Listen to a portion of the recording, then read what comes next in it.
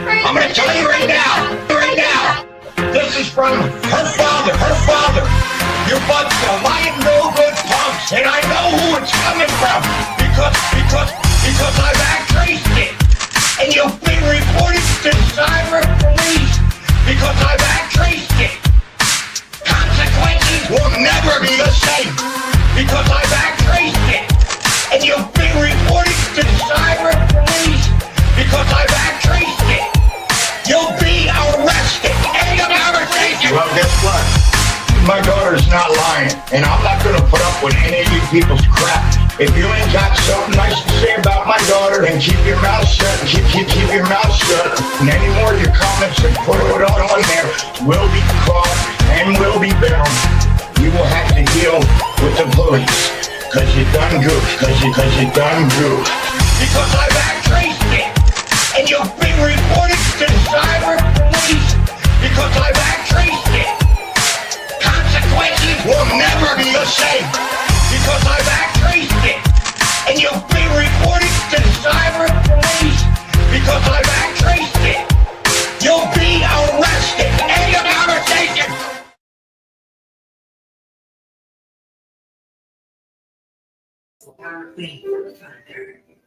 What up, y'all?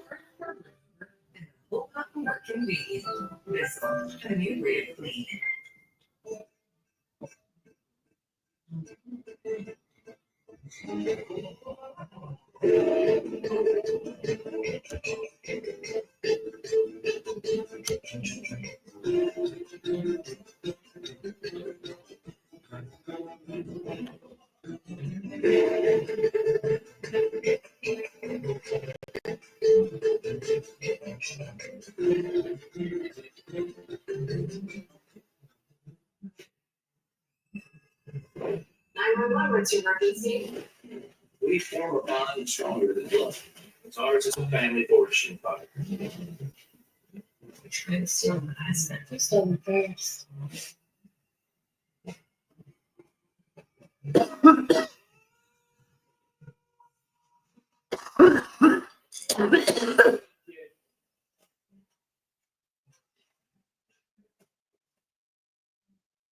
If you walk into a room and can't remember why, it could be nothing or something more.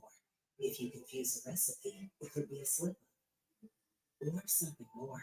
Changes in your memory and thinking could be more than aging. It could be associated with the buildup of amyloid plaque in your brain. To feel maybe behind your memory and thinking issues, talk to your doctor about getting full assessment, including blood biomarker tests. Act now. Visit amyloid.com to learn more.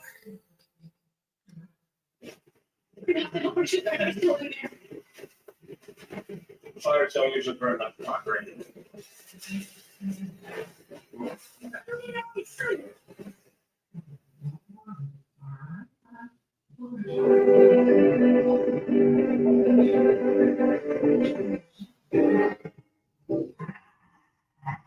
A witness was able to describe the man he saw driving Julie Buston's car on the morning of her murder.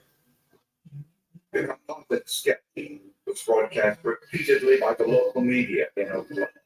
We believe it's a stranger as opposed to an acquaintance. It certainly broadens the investigation, and rather than a few suspects, you're now looking at hundreds of thousands of suspects. But no one recognized him, and the case eventually went cold. We would drive down the street and look at people on the side of the street and wonder what exactly he was killing. He was walking around. He walked around for a while.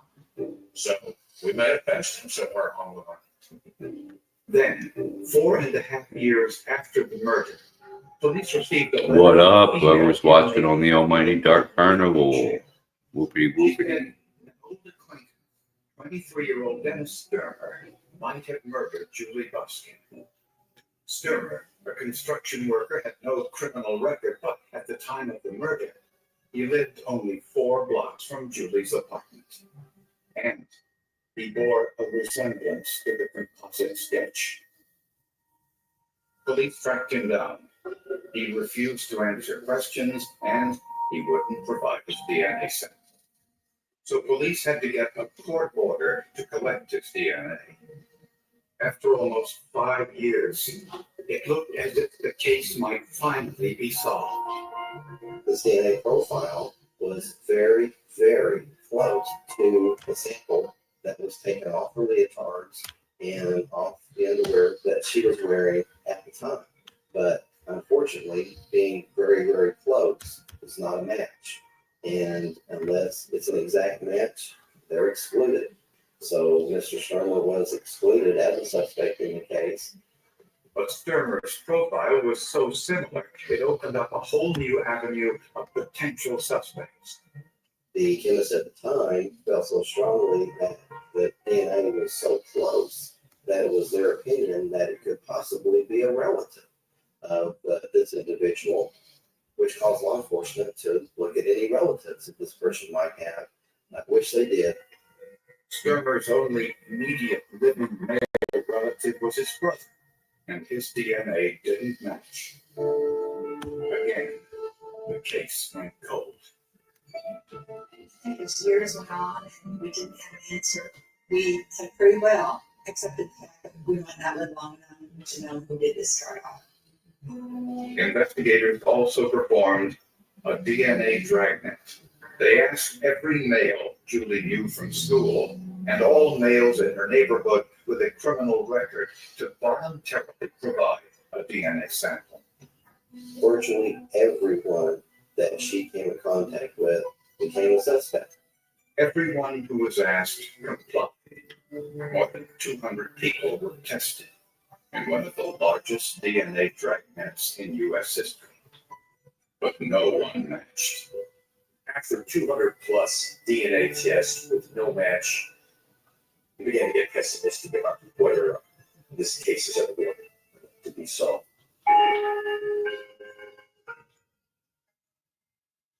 Then, 6 years after Julie's murder, a man named Anthony Sanchez was arrested for the rape of his former girlfriend. As with all alleged sex offenders, Sanchez provided his DNA sample for testing. When that was underway, investigators noticed some curious facts about Sanchez's background. First, at the time of Julie Buskin's murder, he lived only 1 mile away from Julie Buskin's apartment. When police tracked down his former associates, one of them, an old girlfriend, showed police her diary for the month Julie was murdered. There is an entry in, I believe it's October of 1996, where she wrote, Anthony bought me a new set of Nike shoes, and he bought the same style but boys. Sanchez wore a size 9 shoe. This was proof Sanchez owned a pair of sneakers the same brand and size as the shoe impressions found next to Julie's body. And there was one more clue. Someone, presumably the killer, used Julie's cell phone after her murder. The number dialed was 1 digit off from the phone number of a girl Sanchez was dating at the time. One of Anthony's former friends, a young lady that lived here in Norman, had a telephone at her house. And that telephone number shows up on Julie's phone records after she's dead. Was it possible that Sanchez tried to call the girl's number from memory, but got 1 digit wrong? That was pretty good circumstantial evidence even without the DNA. Finally, Sanchez's girlfriend told police he had an unusual habit. They had received information from one of Sanchez's girlfriends that he and his father went to fire 22 Shit. into the wall at a duplex where the father and son type. Since Julie was murdered with a 22, investigators got a warrant and used portable X-ray machines to check the walls of the duplex where Sanchez lived with his girlfriend. When that turned up nothing, they tore down the walls. Again, nothing. After the police had run roughshod over the apartment and created absolute madness, The landlord went back in and started cleaning it up. He had someone in the shop back. He cleaned up, and as he was emptying out the bag, what falls out? A bullet, a 22 caliber bullet. A ballistics test showed the bullet was consistent with the highly distinctive one retrieved during Julie's autopsy. Finally, when tested, Anthony Sanchez's DNA was compared to the biological sample from Julie's leotard. The results were no surprise.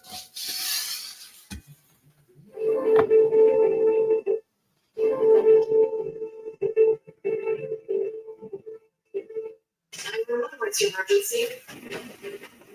Trying to steal my husband. You stole him first.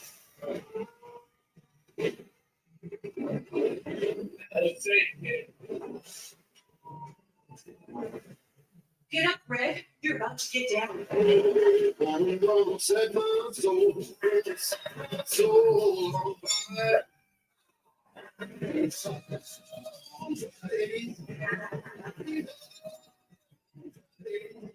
Hanging tree is like a crazy bush.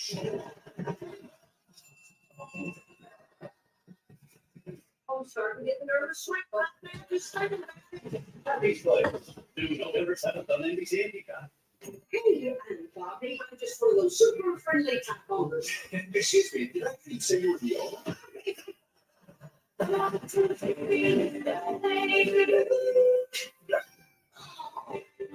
I'm starting to get nervous. Sweat, man.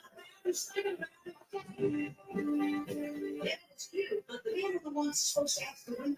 That hasn't been true for 30 years. I haven't done it in 30 years. These players do November 7th on NBC Anytime.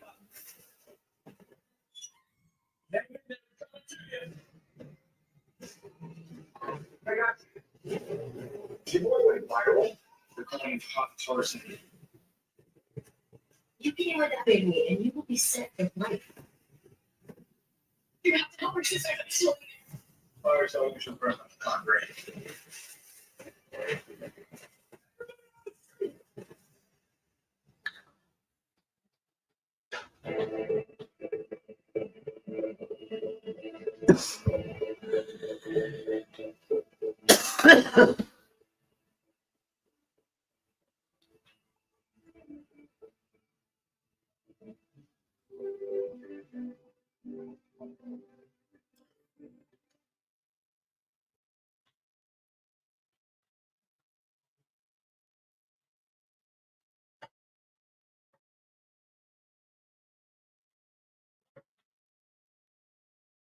Anthony Sanchez was arrested and charged with the murder of Julie Buskin.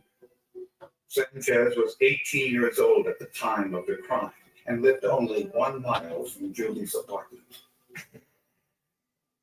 Prosecutors said Sanchez was an accomplished thief and was stealing Christmas presents from parked cars on the night of the crime.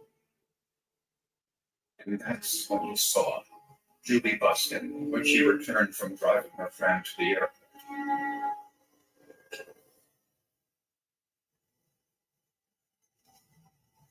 Investigators said Sanchez abducted Julie at gunpoint, forced her back into the car, and made her drive 15 miles to the lake.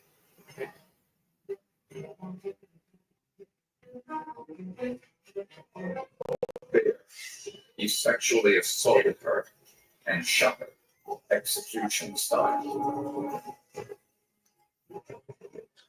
Execution style.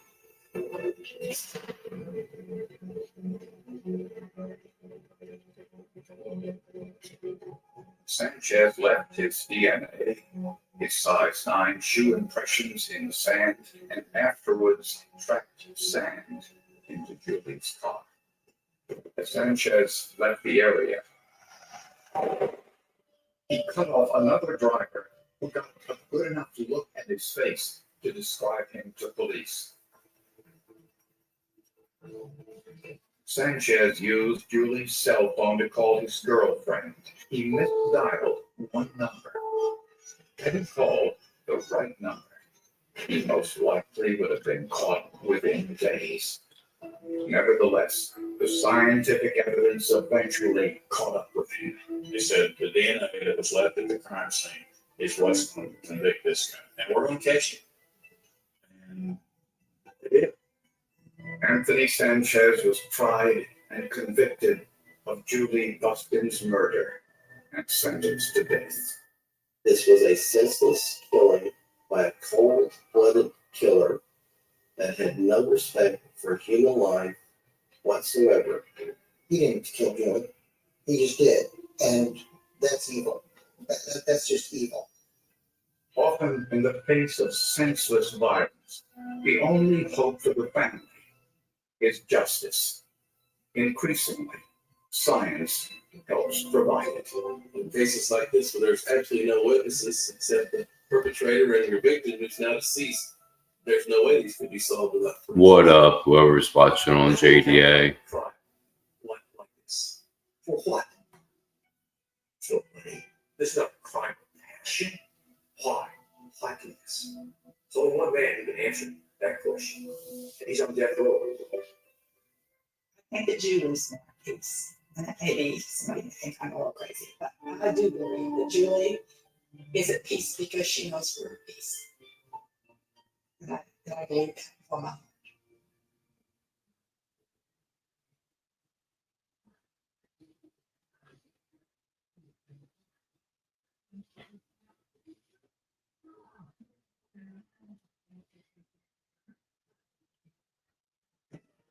Up next, a young woman had car trouble and disappeared. A gentleman in a van pulled up and offered his assistance. Eyewitnesses give different accounts of what happened. It is frustrating when witnesses tell us variations that don't add up. A microscopic clue underneath the girl's fingernails and a bite mark provide needed clues, but were they enough? This could have been prevented, and I could simply be here with me right now. The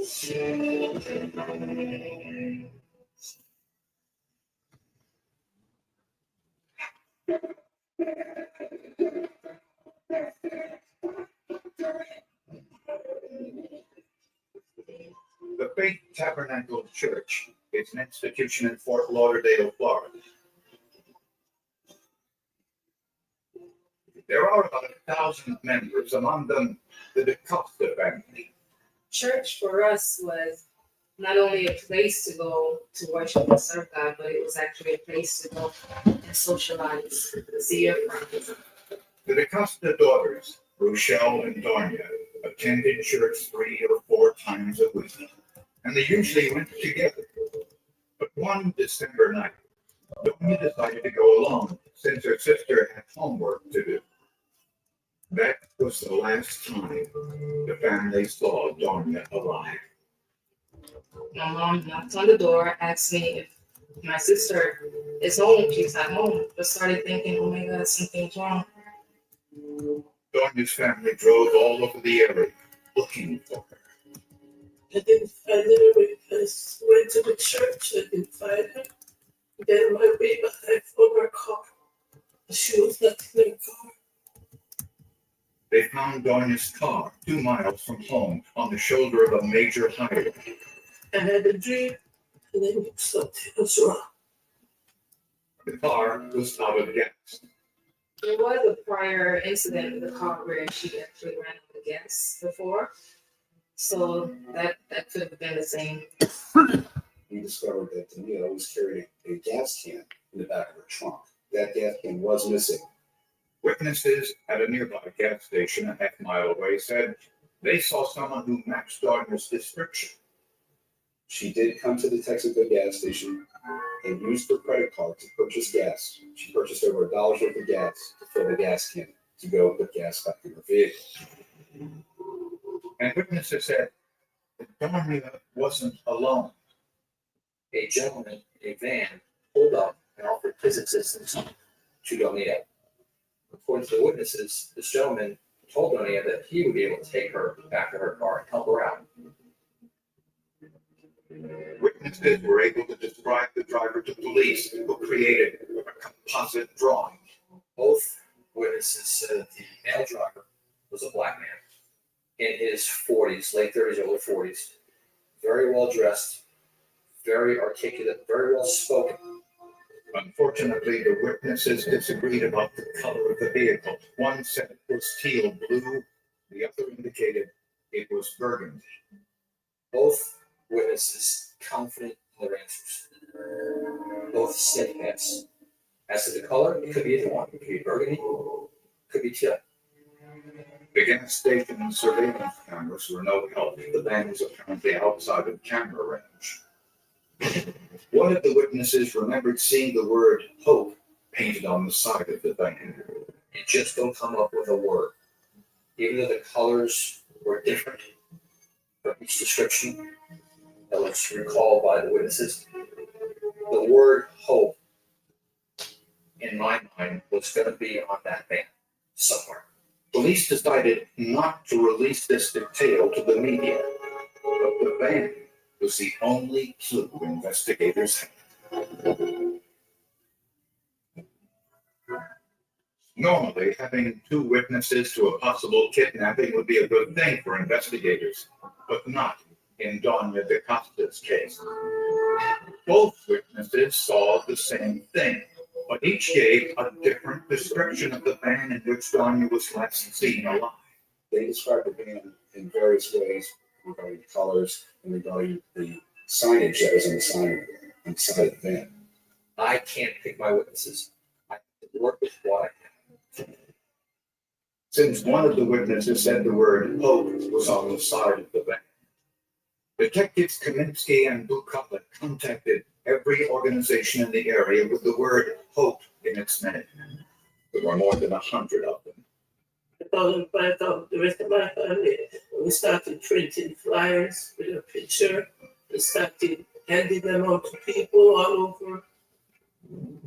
Then, 3 days after Doña disappeared, a worker at an industrial park 20 miles away found Doña's body near a dumpster. Female was wrapped in sheets as well as a shower curtain, and her head was covered with a bag. The news was on TV, and I remember them coming out and said there was a body discovered in Upton Park. And then my sister face popped up on the screen, and I was like, oh no. I said, I hope that's not her body. I hope that's not her body. I was in the room, and I looked at the people, and I saw all this police coming, and chaplain, another chaplain, and I saw them coming. I said, oh my God. I got this stuff. They came up to me. Doña was nude and had brown carpet fibers on her body.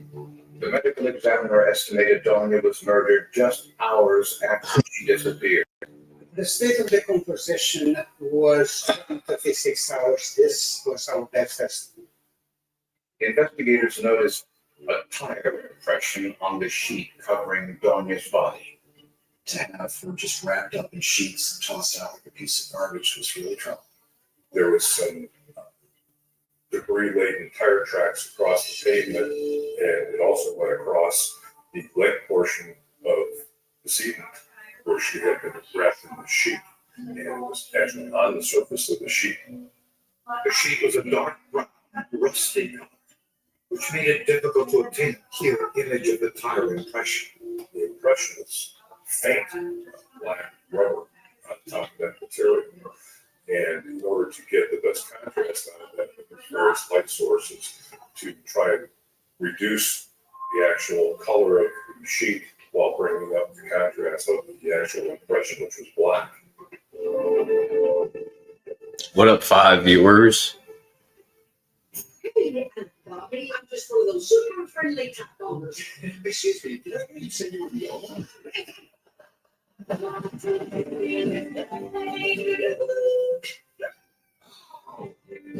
starting to get nervous. It's you, but the man of the ones that's supposed to ask the women out, that hasn't been true for 30 years. 30 years. Some of these guys, you will never sit on an easy. Get up, Fred. You're about to get down.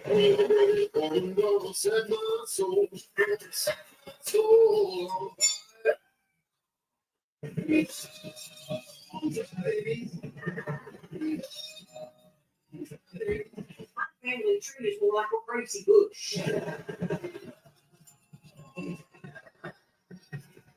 I'm starting to get nervous. Sweat, but man, just thinking about it. Happy Place, due November 7th on NBC and Peacock. With Straight Talk's real unlimited data, say yes a lot more. Grandma? Yes. Yes to unlimited video calling. Yes to unlimited gifting. Yes. With Straight Talk, say yes to unlimited holiday moments.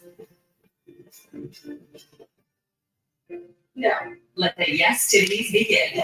Switch now and get a free 5G phone on us on America's most reliable 5G network. Find us at straighttalk.com and Walmart. Private chat. Oh shit, Solon was backstage.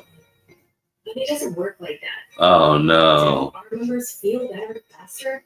Highmark Blue Cross Blue Shield has expanded our mental health offerings so members can get the care they need in 3 days or less. Because what you have on the inside deserves to be seen. Because it's life. Highmark Blue Cross Blue Shield.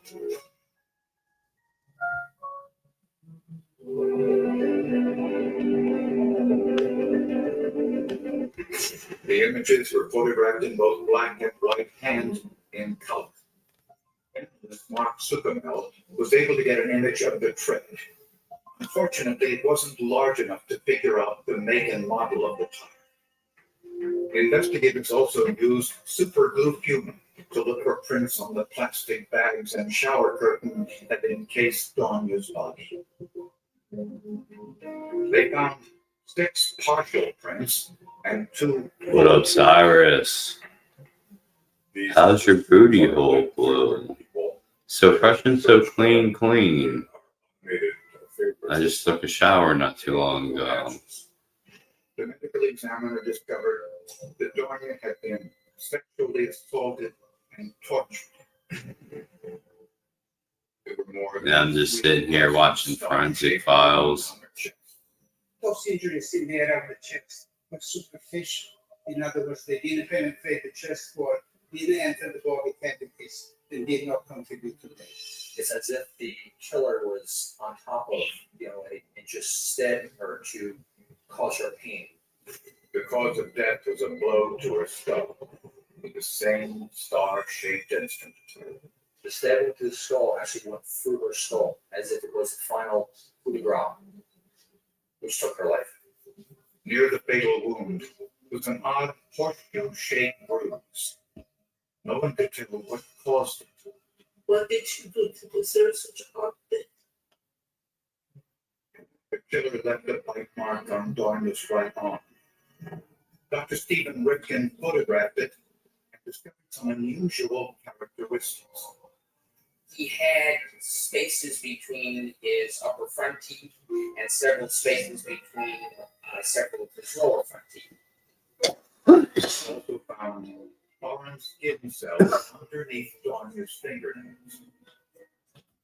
Day by day, investigators were getting closer. It's windy outside. 8 days after Donya DaCosta's murder, detectives got a tip. Someone just 2 blocks from Donya's home drove a burgundy van that belonged to the Church of God. I received a phone call that there was a few men on Deerfield Beach that utilized a burgundy church van. They lived just to the north of the gas station. I went up to their house. We ended up surveilling them.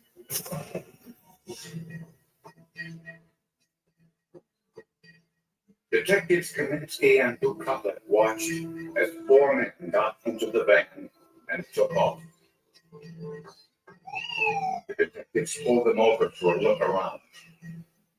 Inside the van, they found a floral print dress, which matched the description of the dress Donya was wearing when she was last seen alive. Naturally, investigators confiscated the van, and Mark Zuckermel compared the van's tires to the tire impressions found near Donya's body. They did not match. Dr. Bill said that the dress I had wasn't her daughter's. So the van in question that we had stopped was not the van None of the men had criminal records, and all willingly provided a DNA sample. And we were able to exclude all 4 of the individuals that were originally submitted as being a possible contributor to that foreign DNA that we had detected. The men were released, and the case went cold. At that point, I think we all thought that Buchanan and Kaminsky were going to be looking for a needle in a haystack. Then, 4 months after Dorner's murder, detectives on duty saw yet another that caught their eye. And as I'm looking at the color was a teal color. And then I looked a little further and I saw the word hope on the side of the van. We both looked at each other and said, not going to be, because we're looking for what we believe to be a burgundy van. The van was parked in front of the Generation Hope daycare in Fort Lauderdale. The daycare was affiliated with a local church, but not Dorner's church. The van was obviously teal. It was burgundy. However, the word hope, H-O-P-E, the letters themselves were burgundy in color. Detectives were greeted by the pastor. He said he wasn't driving the van on the night of Dorner's murder, but he was pretty sure he knew who was. The pastor was a meticulous man, and he kept detailed logs with dates and times. He began to look through his logs in the date in question when Denia was missing and subsequently murdered. During that time period, we learned that Lucius Boyd was the one who Lucius Boyd was the maintenance man at the daycare center and had been using the van to run errands the day before Donia disappeared. But according to the pastor's records, Boyd didn't return the van until several days later. Since the van wasn't needed, it didn't raise any alarms. When officers looked inside the van, they saw a purple laundry bag like the one found with Donia's body. Officials also noted that a box of tools usually kept in the van was missing. reciprocating saw was missing, the Torx screwdriver was missing. There was also a garment bag that was used to turn in dirty laundry to the cleaners. Those items were missing. 39-year-old Lucius Boyd lived just 2 blocks away from the gas station where Donia was last seen. Boyd denied any involvement, but had no alibi at the time Donia went missing. And he was no stranger to police. Over the last decade, he'd been charged 7 times for violent offenses ranging from rape to murder, but was acquitted in every case.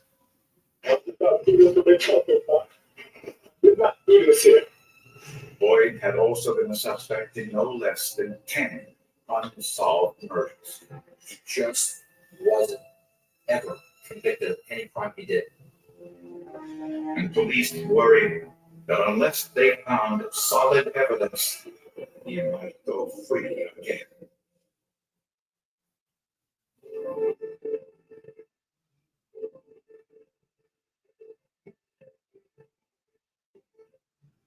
Getting older is part of the journey, even with worsening heart failure. So when I had carpal tunnel syndrome, lower back pain, and shortness of breath, I thought that's what getting older felt like. Thank goodness I called my cardiologist. I have ATTR-CM, a rare but serious disease, and getting diagnosed early made a difference. If you have any of these warning signs, don't wait. Ask your cardiologist about ATTR-CM today.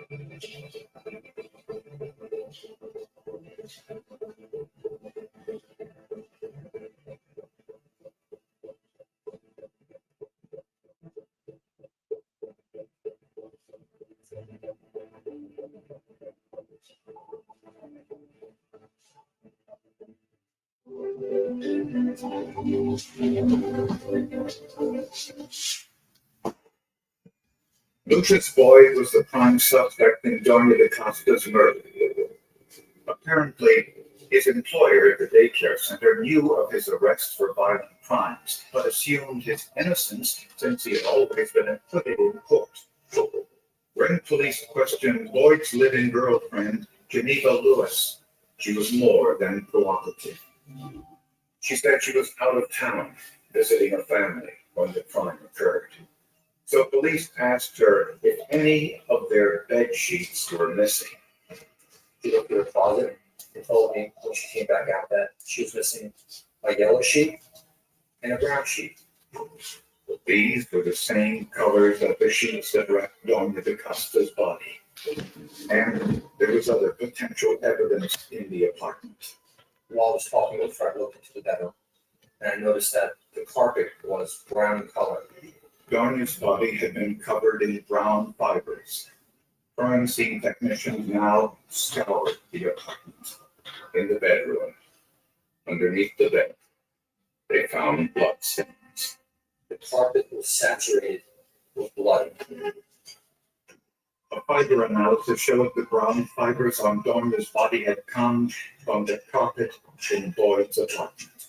The fingerprints on the plastic bags that encased Doña's body didn't match Lucius Boyd, but they did match Boyd's girlfriend and their son. It links him in some way to association with the body that he claimed he had never had any contact with. The tire impressions on the sheet found with Doña's body matched one of the tires on the daycare van, but without a murder weapon. Prosecutors needed to determine how Doña had been killed. The church pastor told investigators the make and model of the reciprocating saw missing from the van. Criminalist Alan Greenspan placed an identical saw over a scale photograph of the strange horseshoe-shaped wound on Doña's forehead.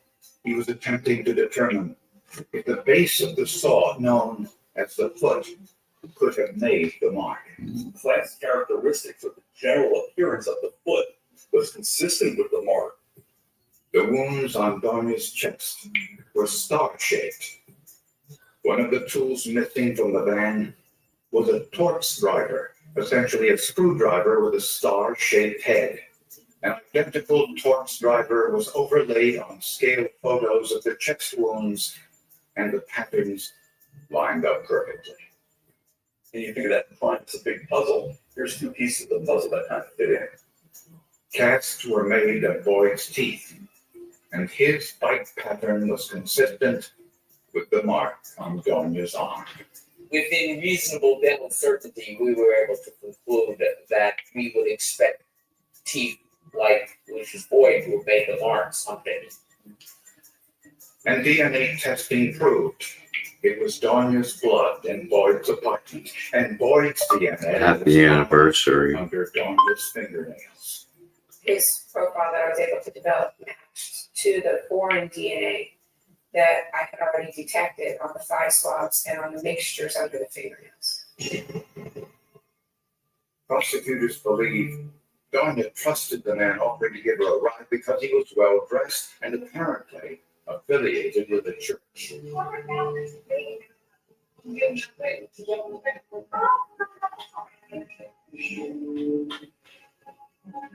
Once she accepted his offer for a ride, Hey, how are you doing today? Question mark. Happy Halloween. saw and stuck it in the head, creating the odd horseshoe-shaped grooves. He then took Doña back to his apartment because his living girlfriend was away that much. And happy Halloween. He sexually assaulted Doña, tortured her, and killed her with a blow to the head. He wrapped her body in sheets from his apartment and placed it in a plastic bag that had his girlfriend's fingerprints on it. He dumped the body in an industrial park and then drove over it, leaving behind the tire impression later matched to the van. The evidence conclusively proved that Lucius Boyd was the only person in the world that was responsible for the death of Tony DaCosta. The only consolation I can get from this is that my sister was a gift to us. God gave her as a gift after a while, after so many years, he took her back. In January of 2002, Lucius Boyd was convicted of Doña DaCosta's murder. He was sentenced to death. Investigators believe Boyd killed at least 2 other women who mysteriously disappeared after he'd been in contact with them. I just hope that before Lucius Boyd gets executed, he's man enough to tell law enforcement, to tell me, to not tell anybody where the bodies of these missing girls are. Family members want them.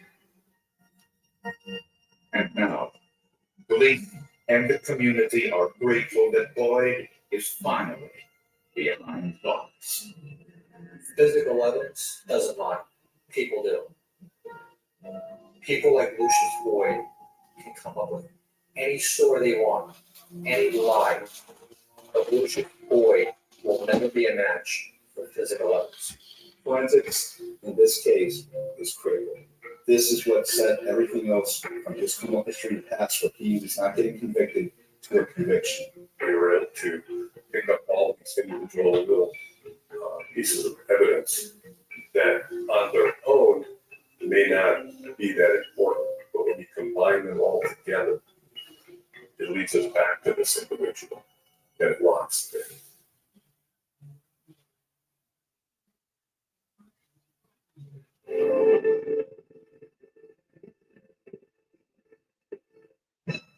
This river wasn't dammed in a day, and GMC trucks weren't built overnight. Like every American achievement, they are a result of dedication. Over 100 years dedicated to the art of engineering, with the ambition to always move this country forward. Current eligible GMC owners get 0% APR with a total value of over $12,000 on this Sierra 1500 model. That's 20% below MSRP. This river wasn't dammed in a day, and GMC trucks weren't built overnight. Like every American achievement, they are a result of dedication. Over 100 years dedicated to the art of engineering, with the ambition to always move this country forward. Current eligible GMC owners get 0% APR with a total value of over $12,000 on this Sierra 1500 model. That's 20% below MSRP. This river wasn't dammed in a day, and GMC trucks weren't built overnight. Like every American achievement, they are a result of dedication. Over 100 years dedicated to the art of engineering, and the ambition to always move this country forward. Current eligible GMC owners get 0% APR with a total value of over $12,000 on this Sierra 1500 model. That's 20% below MSRP.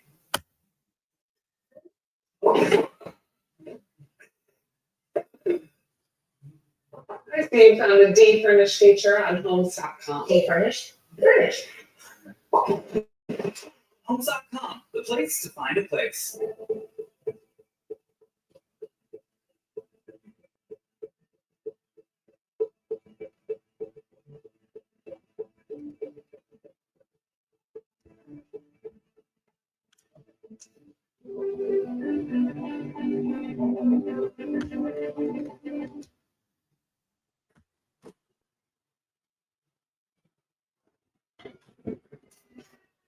For 12 long years, the murder of a young hospital worker went unsolved. Police had their suspicions, but little proof. But an old used tissue told the story far better than any eyewitness.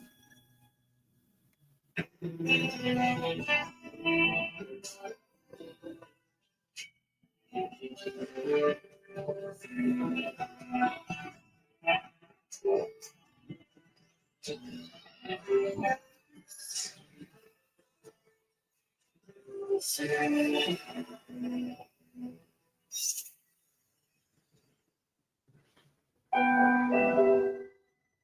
the moment she was born, Laura Wynne was fighting the odds.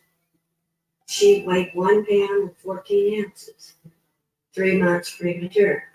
But she was so determined to live that she made it, and they took her home, and she was blinded one eye from the incubator at that time. And she also had a paralysis on her right side. As Laura grew up in Poplar Bluff, Missouri, she slowly overcame these physical challenges and emerged as a gifted student. She worked that paralysis nearly completely out, and she never let that disability blindness ever hold her back from her desire to what she wanted to be and what she wanted to be. Laura's dream was to work in healthcare, to help others as she had been helped. And she achieved that by becoming a hospital pharmacy technician. She was a sweetheart.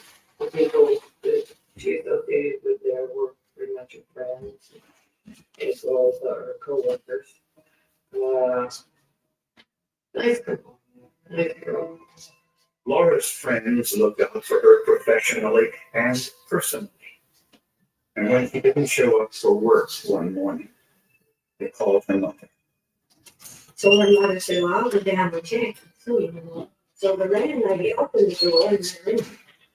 And when she went in, she found Laura.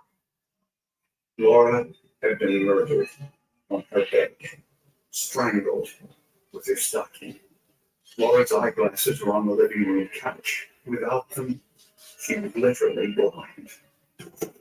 It appeared she'd been attacked in her living room and murdered in her bedroom.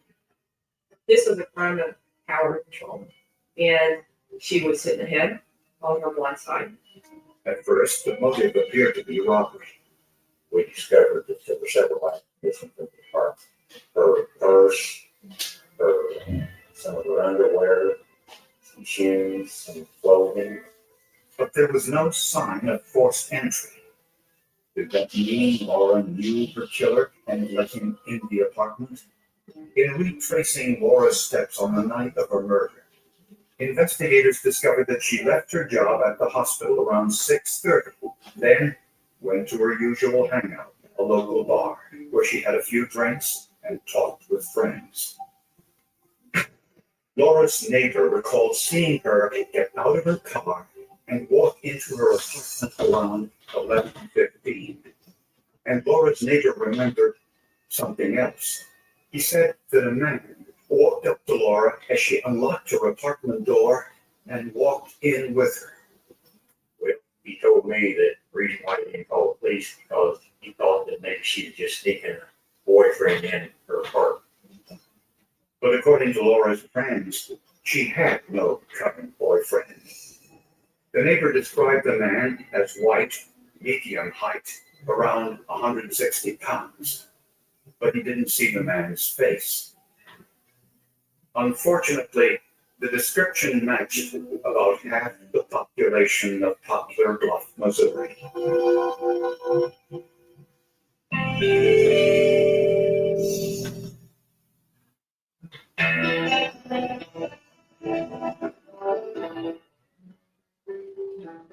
Laura Wynne's autopsy yielded several surprises. A 2.5-inch contusion over Laura's right ear indicated she'd been hit hard enough to incapacitate her. What would have caused it? It was blunt trauma, something that didn't lacerate the skin, so it was probably a smooth surface hard object.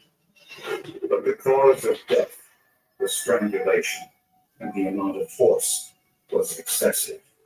The ligature itself would have done the job over a period of a few minutes, if that was the intent.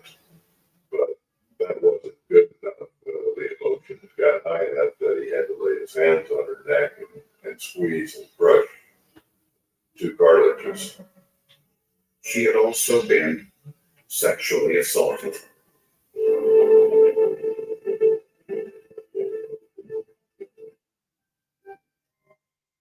Little Bo Peep had lost her sheep, maybe because her team was stuck doing office work. What if she'd used the smart buying tools on Amazon Business? They help you work more efficiently. So you can focus on bigger things.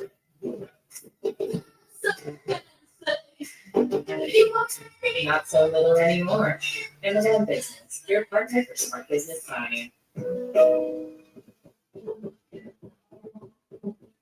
Well, Pilot, how do I simplify my research so people don't fall asleep during my presentation? What about a metaphor? Enzymes are like an elite squad of microscopic spectrophores. Who do enzymes have such a flair for dropping?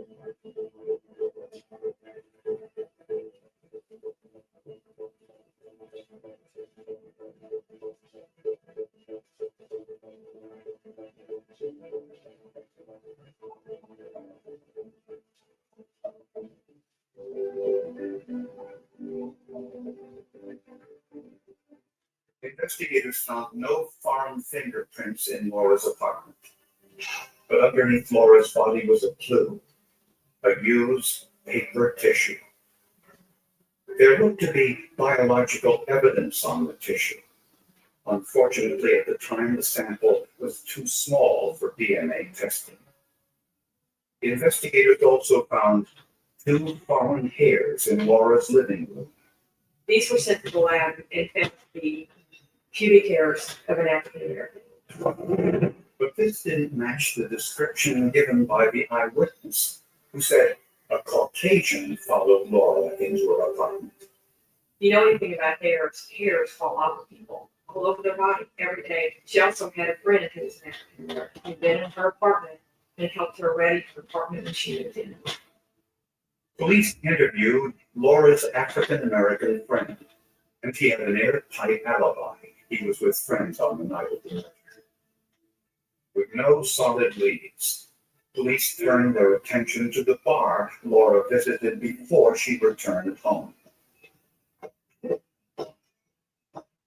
When investigators questioned patrons of the bar, they learned that Laura got into an argument with Sam Freeman, a 26-year-old veteran of the U.S. Army. Laura had accused him of hustling these 2 young men playing pool. Whatever happened wasn't something that came to blows, but there was a disagreement over a pool game, and Laura had confronted him. Candace Shipman was working the bar that night. She said the altercation was minor. Just got a little loud, then they quit, and it seemed okay. Normal stuff would happen in a bar. Several bar patrons said Freeman left the bar about 20 minutes before Laura did. And his parents said he came home a short time later and stayed there the rest of the night. Investigators also discovered there was another man in the bar that night, Laura's ex-boyfriend, Robert McSwain. She loved him. She was head over heels in love with him. She was just saying he could do no wrong. You know, and it was an on-again, off-again relationship. Friends said Laura hoped to marry Robert, but he wasn't interested. McSwain said he went directly home from the bar on the night of the murder, and family members backed up his alibi. He stayed there at the house the rest of the night. And they were, and his mother and sister were there also. Police now were at a dead end. No one else at the bar that night matched the general description of the man presumed to be the killer. It was a hurt that there was just no closure to it. Because we just kept thinking, someone's out there and you just don't know who it is. And not only that, but it was the hurt of losing her and giving her up. When she was such a worthwhile person and she was so good to everybody. And we just couldn't see any sense in it. Months passed, then years, and Laura's family lost hope that her killer would ever be brought to justice.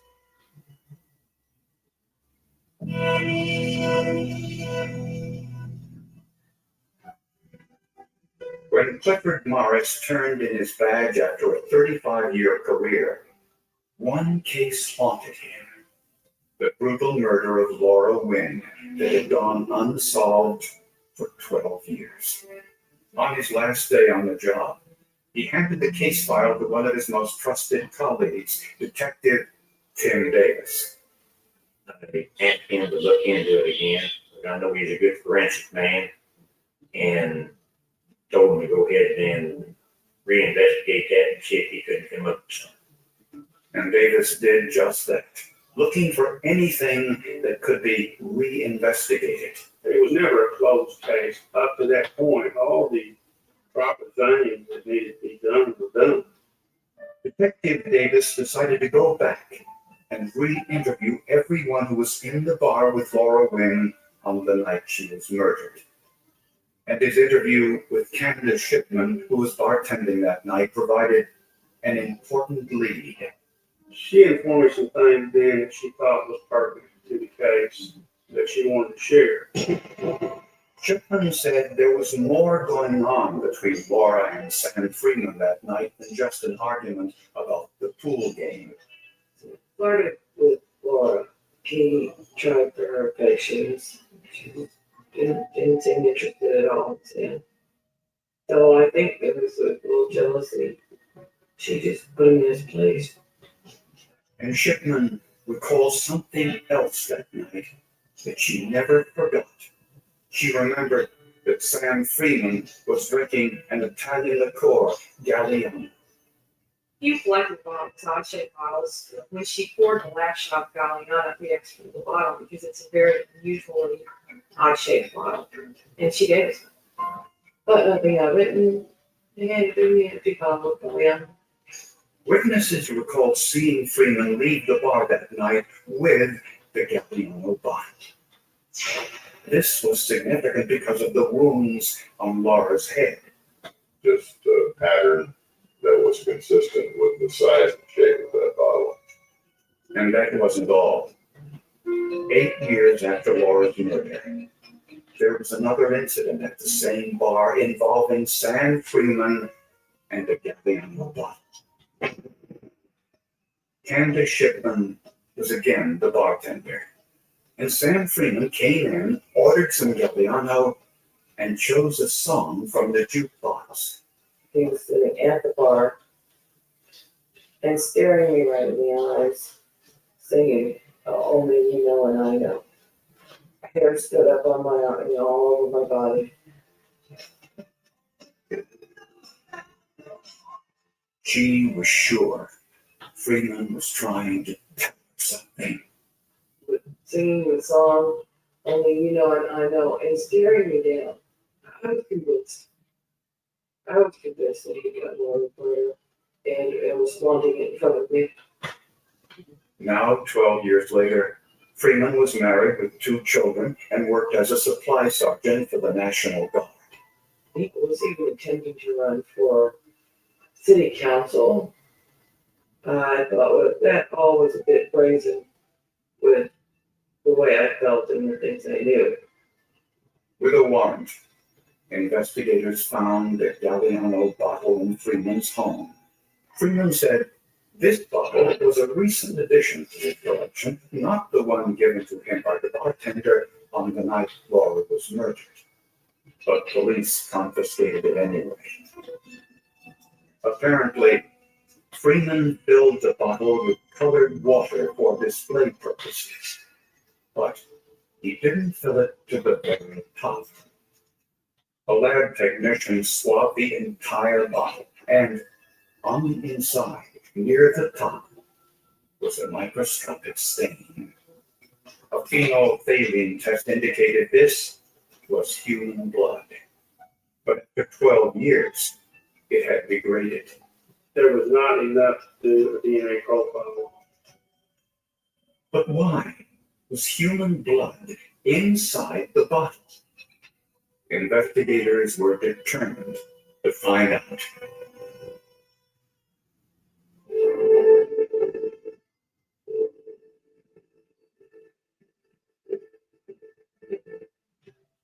Dr. Seuss has enchanted readers worldwide, selling over 600 million books, making his creations timeless classics. For the first time ever, there are collectible Dr. Seuss coins being released, starting with the Grinch himself, pure silver, and a limited vintage of just 5,000 Grinch coins. Go to drseusscoins.com right now to make this first ever Grinch coin a family heirloom. That's drseusscoins.com.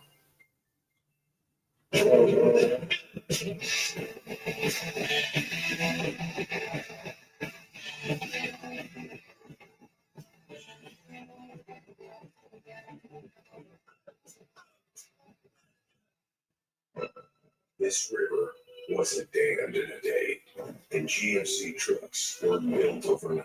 Like every American achievement, they are the results of dedication. Over 100 years dedicated to the art of engineering and the ambition to always move this country forward. Current eligible GMC owners get 0% APR with a total value of over $12,000 on this Sierra 1500 model. That's 20% below MSRP.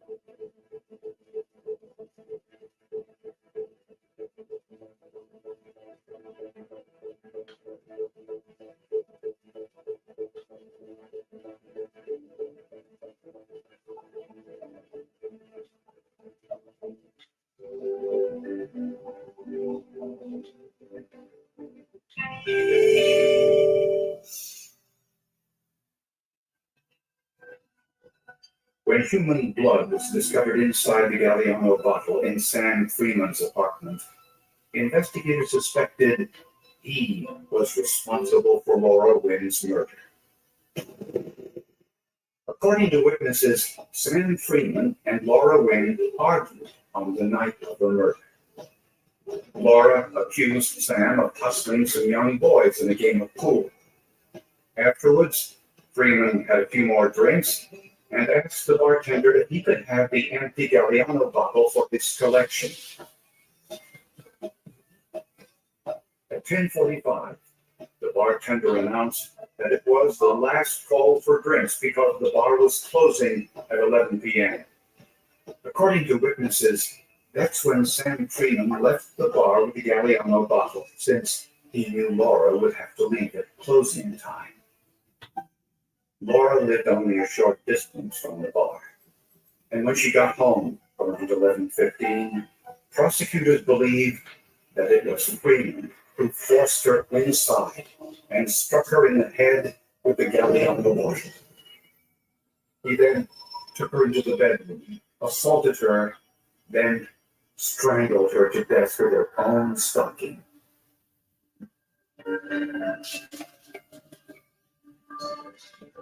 The evidence suggests he used a tissue to blow his nose, but left it near Laura's body. He then stole some items. That's what the prosecution did. Holy shit. I forgot I was alive. They had little in the way of forensic evidence. I'm a lawyer. everybody that knows me, I'll tell you, I worry about it. I never, no prosecutor who walks in and says, this is a sure thing, slam dunk. So investigators wanted to know whether any of the evidence contained DNA that was too small to be tested when the crime occurred 12 years earlier. There has to be some type of stem cells embedded in these nylons, unless the suspect wore gloves. The knot was chosen as part of the DNA analysis because I thought that there could be a chance that he could have touched the knot while he was tying the knot. DNA specialist Jason Wyckoff swabbed the stocking looking for any of those skin cells. The swabs were treated with a solvent to free possible DNA, and then replicated so the sample was large enough for DNA testing. Just as they suspected, they found a DNA sample. I noticed that the profile was characteristic of a mixture of at least two individuals, and the mixture had male and female gender characteristics. The female DNA was that of Laura Wynn. The source of the male's DNA was not yet known. Wyckoff analyzed the paper tissue found underneath Laura's body with an alternative light source, which revealed a bodily fluid, possibly mucus. He then cut a tiny piece of tissue and put it into a detergent that dissolved everything but the complex molecules. A PCR DNA analysis once again provided useful information. The majority of the DNA appeared to have no gender characteristics. The last step was to collect a DNA sample from Sam Freeman. When we first informed Mr. Freeman of why we were there and who we were, it was like at that instance he had just went into shock. A shocked look on his face, his demeanor totally changed. That I couldn't describe, only others maybe the face of fear. Before taking his DNA sample, investigators asked Freeman if he had ever been inside Laura Wynn's apartment. Did you ever see her? Have you ever had sex with her? Have you ever kissed her? Did you know where she lived? He said no, no, no to all these questions. But the DNA from Sam Freeman's saliva sample matched the skin cells on the ligature and the mucus on the tissue. I would expect the profile from the tissue that had male gender characteristics to show up once in every 6.131 quadrillion people tested in the Caucasian population. The only way possible that Sam Freeman's DNA could have been at the scene in the home was the fact that Sam Freeman was there and was killed. After 12 long years, in September of 2005, Sam Freeman was arrested and charged with Laura Wynn's murder. Prosecutors believe the motive was clear. Here she is, this woman, small woman, dressing him down in front of all these guys. Here he is, Mr. Military, Mr. Macho Man. He wasn't going to open it. I think he was embarrassed, humiliated, rejected, spurned, and that this was a crime of power and control, and he got the ultimate last say with this crime. During the trial, Freeman's defense attorney pointed to the two foreign hairs in Laura's apartment as proof that someone else killed Laura, and also reminded the jury that the eyewitness's description didn't match Freeman either. I mean, they argued reasonable doubt, which was a smart argument to make. But prosecutors maintained that the DNA evidence was concrete proof. I think what happened here was that Sam Freeman didn't realize in 1992 he could leave a piece of himself at the scene other than semen, blood, or fingerprints, but he did. In September of 2006, the jury found Sam Freeman guilty of first-degree murder. He was sentenced to life in prison without parole. I want people to have hope and never give up on justice that someday it'll come about. If it's not been for the proper collection and preservation, it doesn't matter how much someone does 13, 14 years later in investigation. If you don't have it, you don't have the case.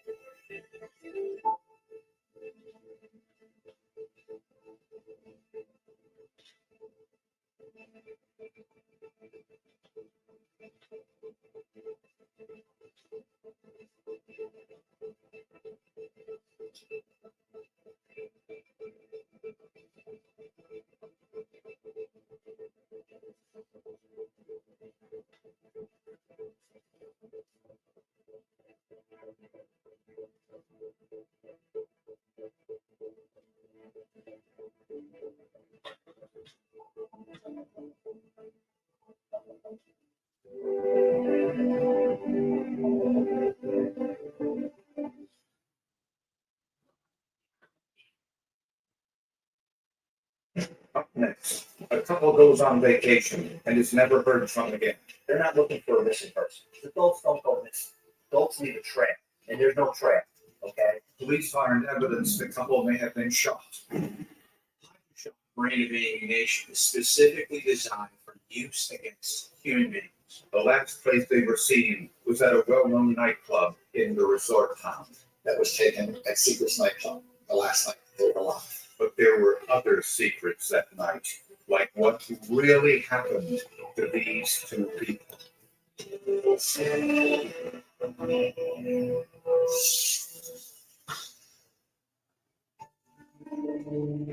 It was at an office party where Josh Ford and Jeannie Crutchley first met.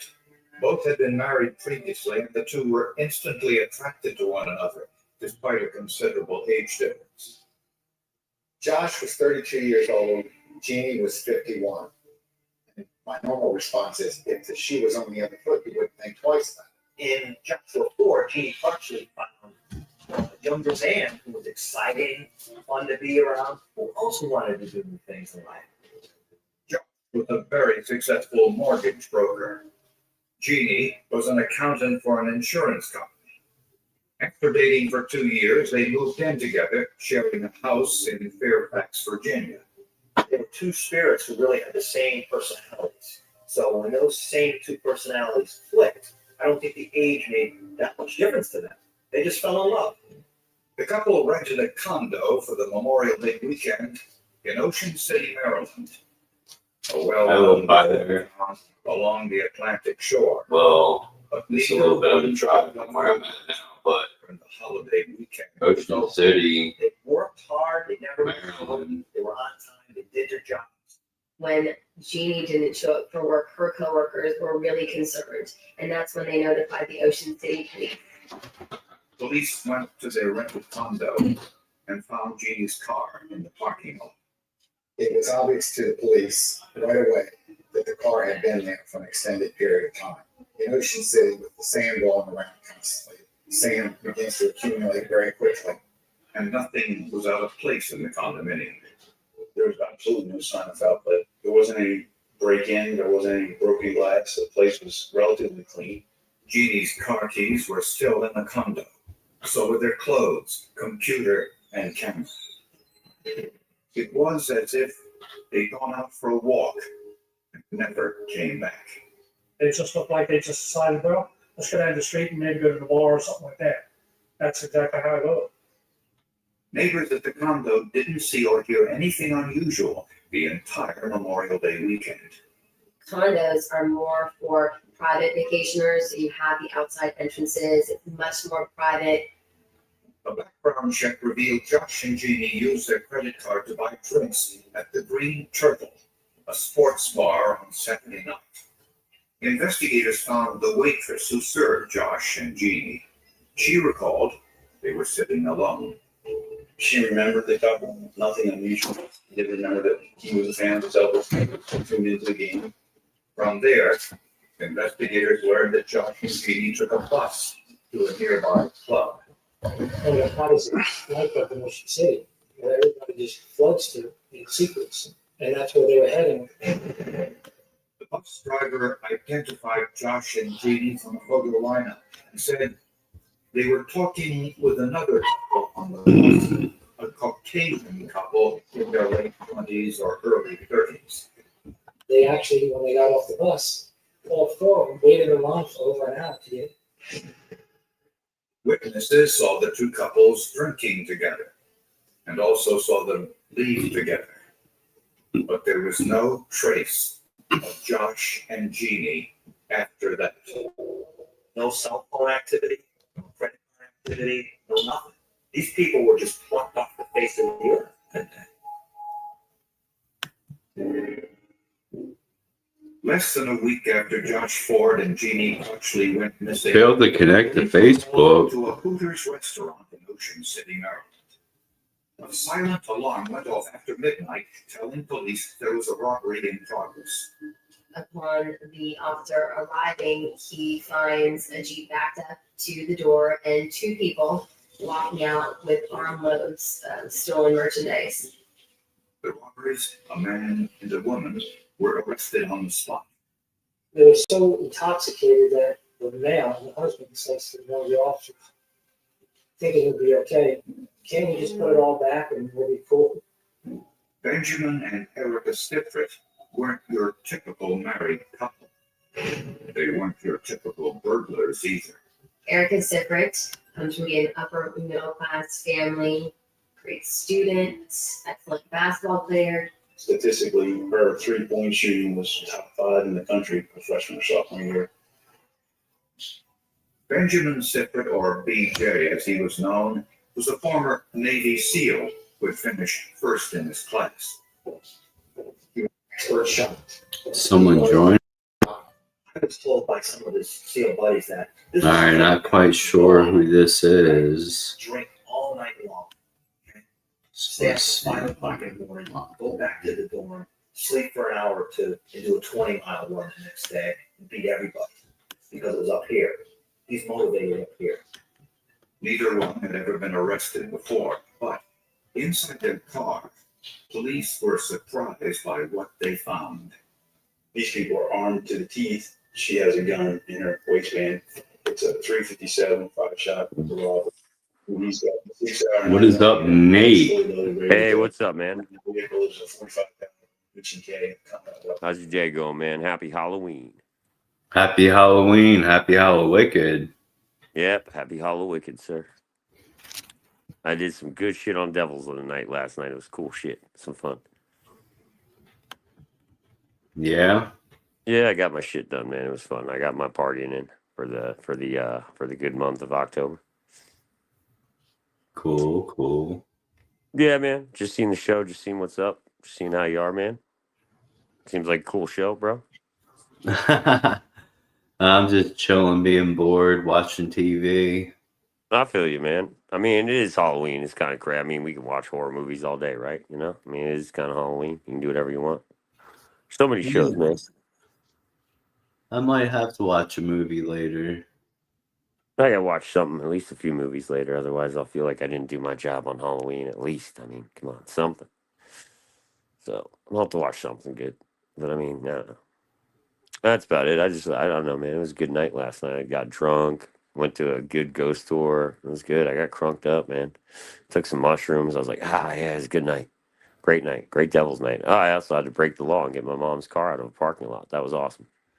I didn't cut no gate, but that was great. I was just like, I just slid under the gate and just got that car out. I was like, oh, bro, it's so easy. But yeah, it was a good day. Yeah, it was a good night. So I have no clue. But glad you're having a fun one, man. That's all what it's about, dog. If you want to call it that. Well, I guess, it's not the biggest holiday around, you know what I mean? It's not like it's Thanksgiving, Christmas, those type of holidays, but it's fun. It's a nice holiday. You chill out, Nobody really bothers you. I don't know. Neighbors usually set up stuff. I don't know. I got a cool serial killer book out of like a book nook. It was interesting. I was like, nice. They put stuff up for Halloween. I gotcha. So it was pretty cool. Yeah. People are trying to go all out. I went on that ghost tour and like some of those houses are like, goddamn, bro. There's probably like, I don't know, like $20,000, $30,000 worth of decorations up. I'm like, shit. I don't know if I'd buy all that, man. I have enough decorations. I'm like, Jesus, dog. That's a lot. Right. That's a little crazy. But we got a lot of ghost tours. This is like mainly downtown Asheville. There's a lot of haunted places apparently that I got to visit now because I'm like, I didn't know it was this haunted. I didn't know there's a lot of murders, and I assume so, but you just got to find out. This is a neat tour. So that was about it, man. It was like a murder mystery tour where they talk about ghosts and they showed old pictures of the people caught on, I guess, like 6 years ago, and I don't know. It's some really weird shit that happened. So I was like, yeah. And they were talking about weird experiences they've seen on the bus or paranormal things that have happened. I'm like, I didn't see anything, but I tried. I took like 500 photos. They're like, take photos. I was like, well, I'll go through them later and see if I caught anything. Doubt it, but it is what it is. It's just supposed to be fun, Fuck it. Gotta have fun in life. So I don't know, man. But yeah, I'll probably jump on skate or something later, man, too. So I don't know, man. Something to play. Just jam on something. Just fuck around.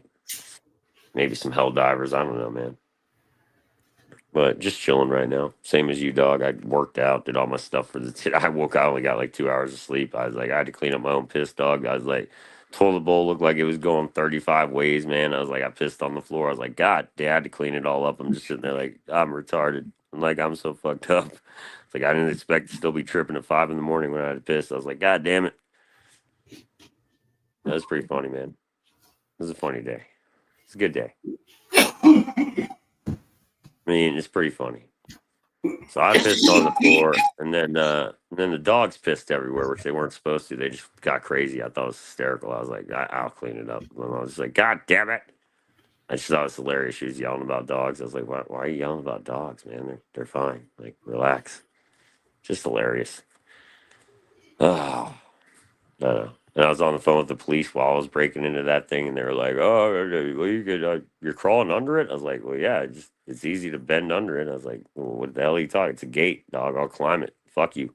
I was like, "There's a car in there. I'm getting it out." They're like, "What?" I'm like, "Fuck you, police." Like, "Fuck you, Asheville police. You can't help me. I'm getting this out of here." They're just like, "God damn it." I don't know. My mom hung up on them. I thought it was funny. Nobody ever came back. I was like, "Well, yeah, we got out." Made sure she got there. I made sure to get her car out. I was like, what the fuck? We were going on a ghost tour. What did you do, Mom? Like, God damn it. She's almost 80. I can't help her. It's just funny, dude. I just thought it was a good story. I was like, oh, that's funny. And I'm sitting there fucked up last night, drunk, drinking Heineken and shit till like one something in the morning. It was fun, man. Till 2 in the morning or whatever. I was drinking. And then I don't know. It was fun. We had a lot of fun. I had a bunch of mixed drinks, and I was like, I'll get some drinks on the way back. I was like, it's a good night. It was a good night. It was a fun day. You don't get those a lot, man. So, you know, like I said, you make the best out of what you got in life. Yeah.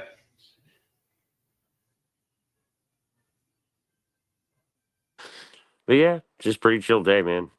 I don't know what your whole channel's about, but it seemed pretty cool. So I was just like, hey. Well, I'm basically ban evading until I'm fully banned from YouTube. Oh, cool, man. There's nothing wrong with that. You can be an innovator. What's wrong with innovating? It sounds like a good deal, dude. I do YouTube. I'm Crazy Nate shows. I do like Jackass type crazy shit, dog. That's just me. I don't do them as much. I don't have a channel right now, but I do kind of, but I don't care right now. But I mean, just taking a break for a while, you know. You take breaks. Everybody does. You know, you need to like touch grass, have fun, do real shit, you know. But it's like same time, dude. I love fucking around, and just having fun with people on YouTube, bro. Like not actually fucking them over, just having fun. Just more of a fun person. Yeah, dude. More of a stoner, just chill stoner loner. I just do my own things. I retarded up. It's like the Truman Show on my show, but I'm basically play a retard. It's hilarious. It's pretty fun, man. I acted up. It's very good. Got some gold content out of it. And then we get my mom to react sometimes, and it was really funny. We get her to react to some shit. It was just great. Like when I walked up and showed her I was in jorts one day, and she was like, "You're fucking gay." I was just like, "That's hilarious." So many things. I was like, "Oh, you hate jorts shorts?" I was like, "Oh, that's great. I'm gonna go get some jorts." Made my pants into jorts. Everybody's like, "Make them into jorts. That'll piss your mom off." It did. It was hilarious. I just showed up to the drum circle with jorts, and she was like, "Seriously?" I was like, "Yeah, seriously. Why? What's wrong with it?" It's just funny. It was the middle of the summer. They weren't that low cut or anything. I was like, "Bro, it's not like my ass was hanging." I'm like, "What are you doing? Like, why are you saying I'm gay?" It was hilarious. It was funny as shit.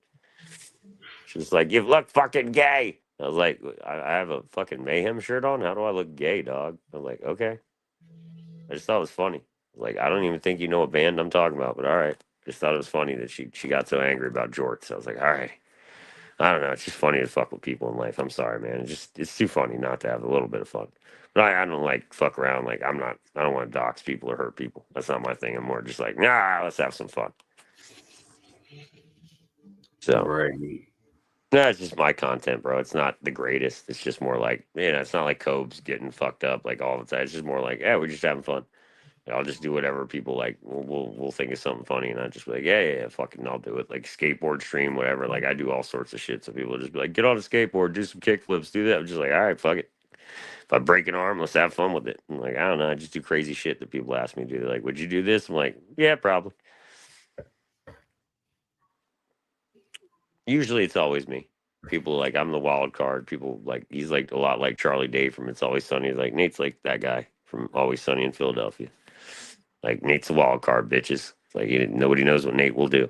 It's kind of like that's why people watch the show. It's pretty crazy. I put like cigarettes out my mouth, like cut my tongue. It's there's ways to do things where you can't hurt yourself, but gotta know how to do tricks, man. So it's just funny shit I do. Do like black metal nights, dude, Juggalo nights. There's some funny ones we did, man.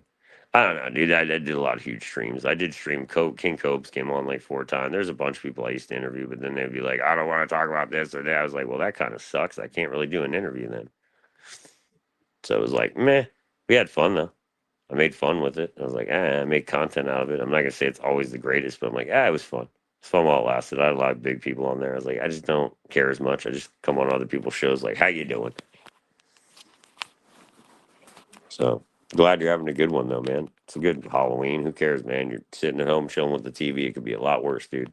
That's all I'm saying. They could be calling you into work or some gay shit. I'm like, at least you're chilling. Yeah, no, I got a little bit of weed left. I'm almost out, but I'm high. Hell yeah, bro. I feel that, bro. Yeah, get high, dog. Seriously, man. This is the day to do it. I took some blinkers, dog. I'm like, hell yeah, man. Get fucked up. It's a good day to have fun. I don't blame you. I'm like, hey, man, weed's good for you. I've never said anything wrong with it. I smoke every night. I was like, everybody knows that. But I'm like, it's fine, man. I think it's good for people. I was like, that's just my opinion. Like, I don't see anything wrong with that one. It's like every state does not give a shit to a degree. Depends on what kind of weird state you're in, I guess. But most states really don't give a fuck. I don't know why. It's really stupid. Well, my state's weird. We're supposed to have legal weed. Well, we do have legal weed, but They told 2 of my local smoke shops to stop selling THCA products. Wow, man, where at is this, man? Because I'm in North Carolina, and you're allowed to go to Cherokee and buy weed and shit. Like you can buy it off the Cherokee people, like the good, man. I mean, you can get THCA everywhere here. We got like all the Apothecas and those places too. But I'm like, Cherokee's bomb, dude. I don't know, man. I have no clue. Like the Holy Rollers at first, like before I got here, they were busting people at first, but then they stopped doing it because it was real gay, and they got in trouble. Cops actually got in trouble for trying to bust people like going off Cherokee land. It's like, no, you can't do that, dog. Like they were in Ziploc bags, like black bags that you couldn't even open unless you got home. Like you had to cut them open. So I'm like, no, they did their due diligence. You can't, unless somebody's like smoking weed in the car, then I understand why they're pissed. But I'm like, dude, nobody's like fucked up driving. Like stop it, man. Let them pick their weed up and go home. Nobody ever had a problem that I've ever seen. That's all I'm gonna say, man. Like, yeah, they decriminalized it. They might bitch about it in certain areas here, but I'm like near Asheville, so I'm like, yeah, there's no problem over here. Like, people can just do heroin and fall asleep on the street corner. Like, nobody gives a fuck over here. It's kind of weird, bro. Well, it's like a little Portland, dude. You got to remember that Asheville is. So it's really weird, dude. I don't know, man. I don't do that shit, but if people want to get that fucked up, you can be my guest, man. I already did that shit a long time ago. I'm like, nah, I don't need that shit. I'm good. I'm like, once in a while, I'll take some shrooms or something, once in a blue ass moon. But I'm like, yeah, that's about it, man. I'm like, nah, just stick to weed, chill out. That's all I'm really about, dog. Drink once in a blue moon too. Like that'll be about it. So I'm like, yeah, I'm just a mainly chill person. I do some crazy shit when I'll get a little faded, but I'm like, it rarely happens. I don't get faded much. I mean, it could be like 4 or 5 months, and then I might have a drink or so. I'm not a big person into like anything other than weed. I've always been like, I like weed. It just chills me the fuck out. So I can understand why everybody likes it. I'm just like, I just chill the fuck out, dog. Mm-hmm. Well, I live in the middle of Delaware. Oh, fuck, I live it's there, really dog. fucked up. Yeah, that shit should be. I used to live in Bear, Delaware. I shit you not, dude. I used to live in, I used to go to Pennsylvania. I used to go to New Jersey. I used to go to New York. But it was, oh, God, dude. It was, yeah, a small town in Delaware called Bear, Delaware. I was by Dover, Newark. I wasn't that far from them, but it was a small farming town. It was weird. My mom raised horses when I was growing up. It's kind of weird. But yeah, dude, I know Delaware real well, dude. First state. So that's, hell yeah, dude. Yeah, it's like, it's weird, isn't it? Delaware's a weird state. I guess it is. It's kind of weird the 2 dispensaries took that down. I think Delaware, they said they were pretty cool about it before. I don't know. They said legal weed's okay. I have no clue what they're doing now. Well, it's fucked up. They're telling certain smoke shops to stop selling THCA products when you can just go 20 minutes to the next town over and Yeah, that's buy pretty it stupid, there. man. So they're just making you like drive further? Yeah, making it harder for me to get weed. That's retarded. That is really actually stupid, bro. That's just stupid shit. Like why the fuck would they just stop selling THCA unless there's a reason?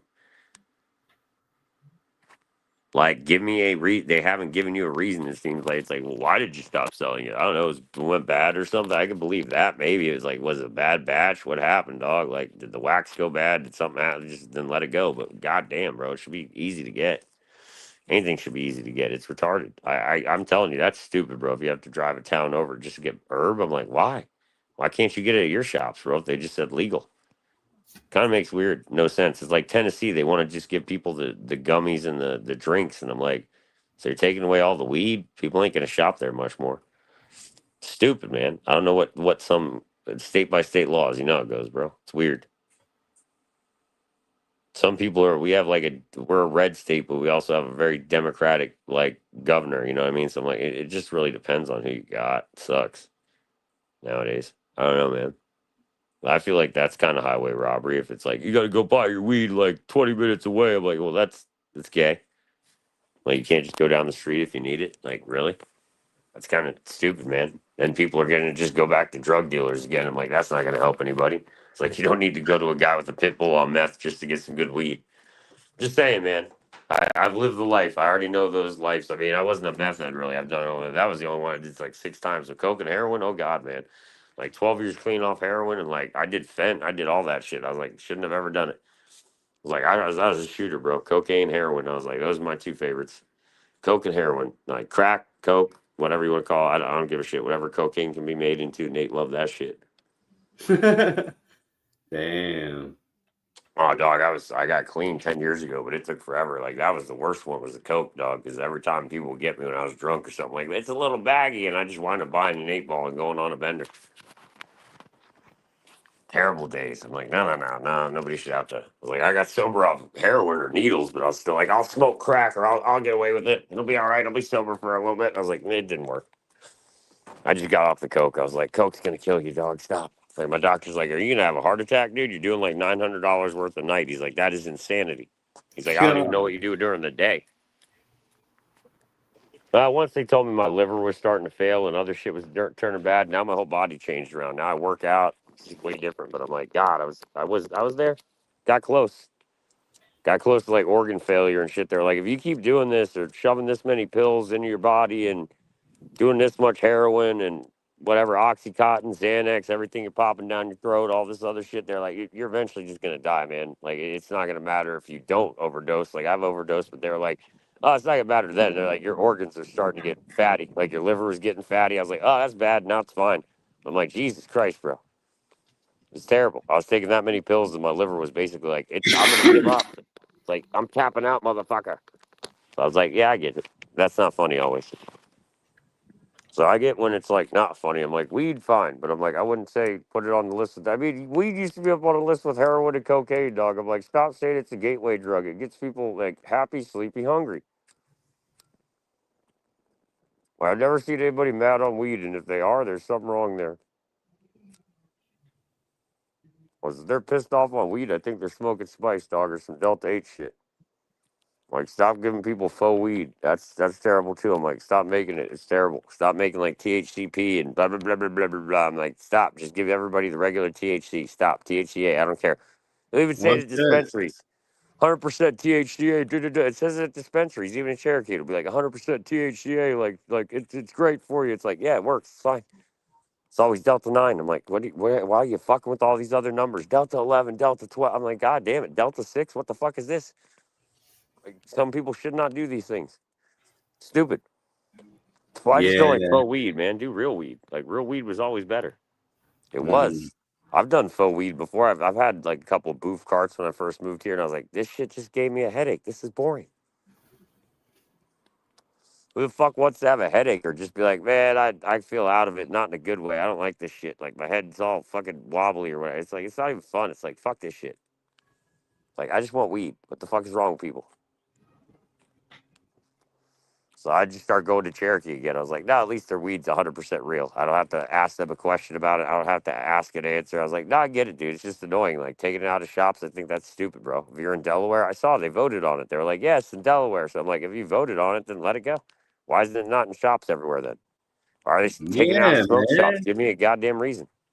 I don't think that it's a legit reason for them to stop selling just because the cop comes in and says he bought some and then tests it and says it's too strong and they can't Oh, sell it. fuck off with that shit. It's too strong now. Bro, if you're going to legalize something, you can't bitch about it because it's THCA when you light it up and it turns into 92% weed or whatever the fuck it's going to be. It's like, shut up. The cops know when it heats to a flame, it's weed.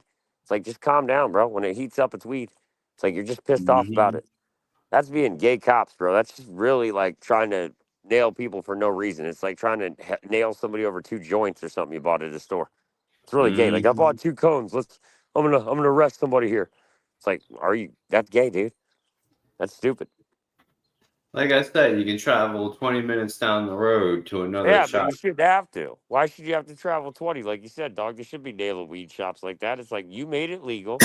You can't police something if you made it legal in your state. They don't do it here in North Carolina. Like, sorry, we kind of made it legal. We fucked it up. We can't really do anything about it now. I'm like, good job, North Carolina. At least you're doing it right. Like, shut the fuck up then. Thank you. Well, goddamn, Delaware. I'm disappointed in my home state. I grew up there. That's what I'm saying. I'm like, I'm disappointed now. I thought their weed was going to be medical. I heard everything. I was like, God damn it, Delaware, you fucked it up. Like, Seattle had it perfect. So does Oregon. So does California. I'm like, what are you doing? God damn it, Delaware. There's like a weed shop on every corner in Seattle. I used to live there. I've lived in California. I've lived in Oregon. I've lived all over the place. But I'm like, God damn it, you get weed anywhere. Florida, I had a weed license. What the fuck? People are stupid. Like, just get a medical card. It's way better. Get the good shit. Nobody can yell at you. You get it for easy, dude. It's just be like, I have a migraine. Here's some weed. Here's a weed card. You can say anything. My leg hurt.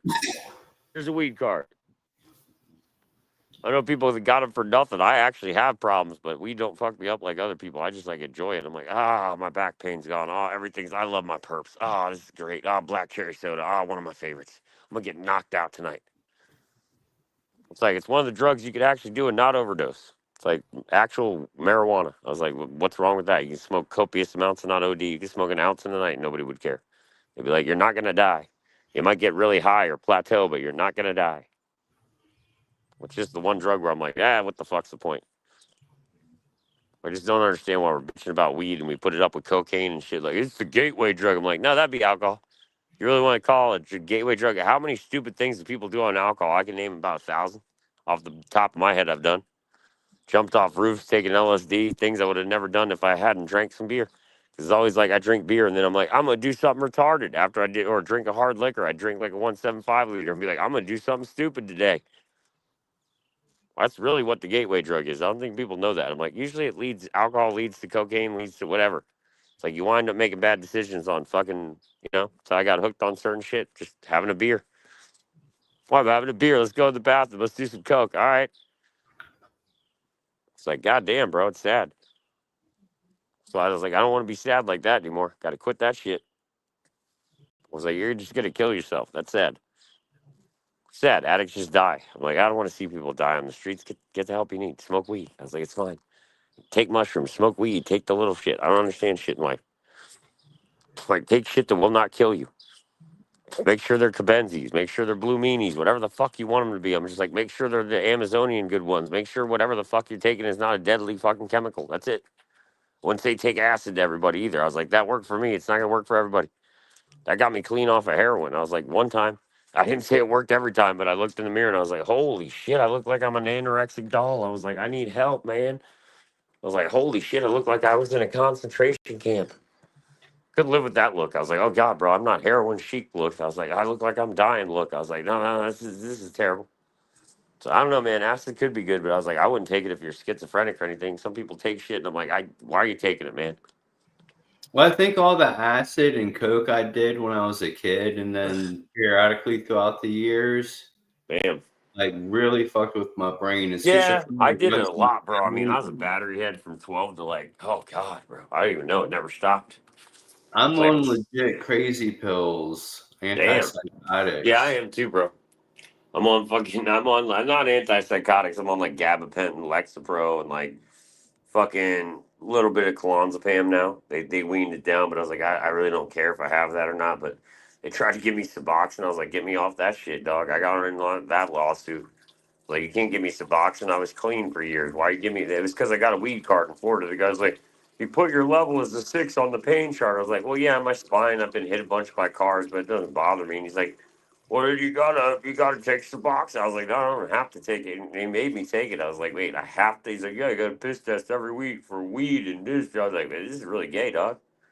Like, every month, it was really gay. You got a piss test for Suboxone or weed. I was like, because he made me pick opiate. He was like, pick one opiate. I was like, he was trying to give me fucking Oxycontin. I was like, the shit I pop like candy? I was like, the shit I eat like Skittles and the shit I shoot into my arms? Yeah, no thanks, dog. Like, I'll give you Oxy 80s. I was like, are you crazy? Yeah, doctors in Florida be fucked up. It's like, get your teeth fixed. I'm going to get mine fixed. I was like, God damn, I have to sue a motherfucker for it. I was like, finally, I can win a lawsuit against this shit. God damn. It's like, why would you put me on something I asked not to be on? Every time I've ever gone to, can I just have some weed? Man, I think you need something else, man. I'm just like, we don't need to add any more meds up here. You don't need to make me more crazy, motherfucker. Like Effexor, Wellbutrin. Bro, I was on like 15 prescriptions at one time, and I was crazy. You think this is crazy? Oh, God, I would punch cops. I would go out of my way to do craziest shit I've ever seen me do. I get out of it just because Nate's retarded, I guess. They were like, I don't know what to do with this guy. He's fucking crazy. I don't know what the fuck they thought. They would just 5150 me all the time because they stopped putting me in jail because like he can bail himself out every time. So we're just gonna keep 5150. That didn't work either. Because the doctor was like, you're either the dumbest motherfucker or the smartest motherfucker that's ever come through my office. I was like, probably smartest. Because I played her. I was just like, I was drunk. I don't remember anything I did. I don't remember hitting a cop. And like the next day, I just walk in. I was like, yeah, I beat the shit out of a bunch of police. It was fun. They beat the shit out of me though and broke my ribs. They gave me Dilaudid and all this shit in the hospital and Librium. I was like, why are you giving me Librium? That was the only thing I didn't get. I was like, why am I getting Librium?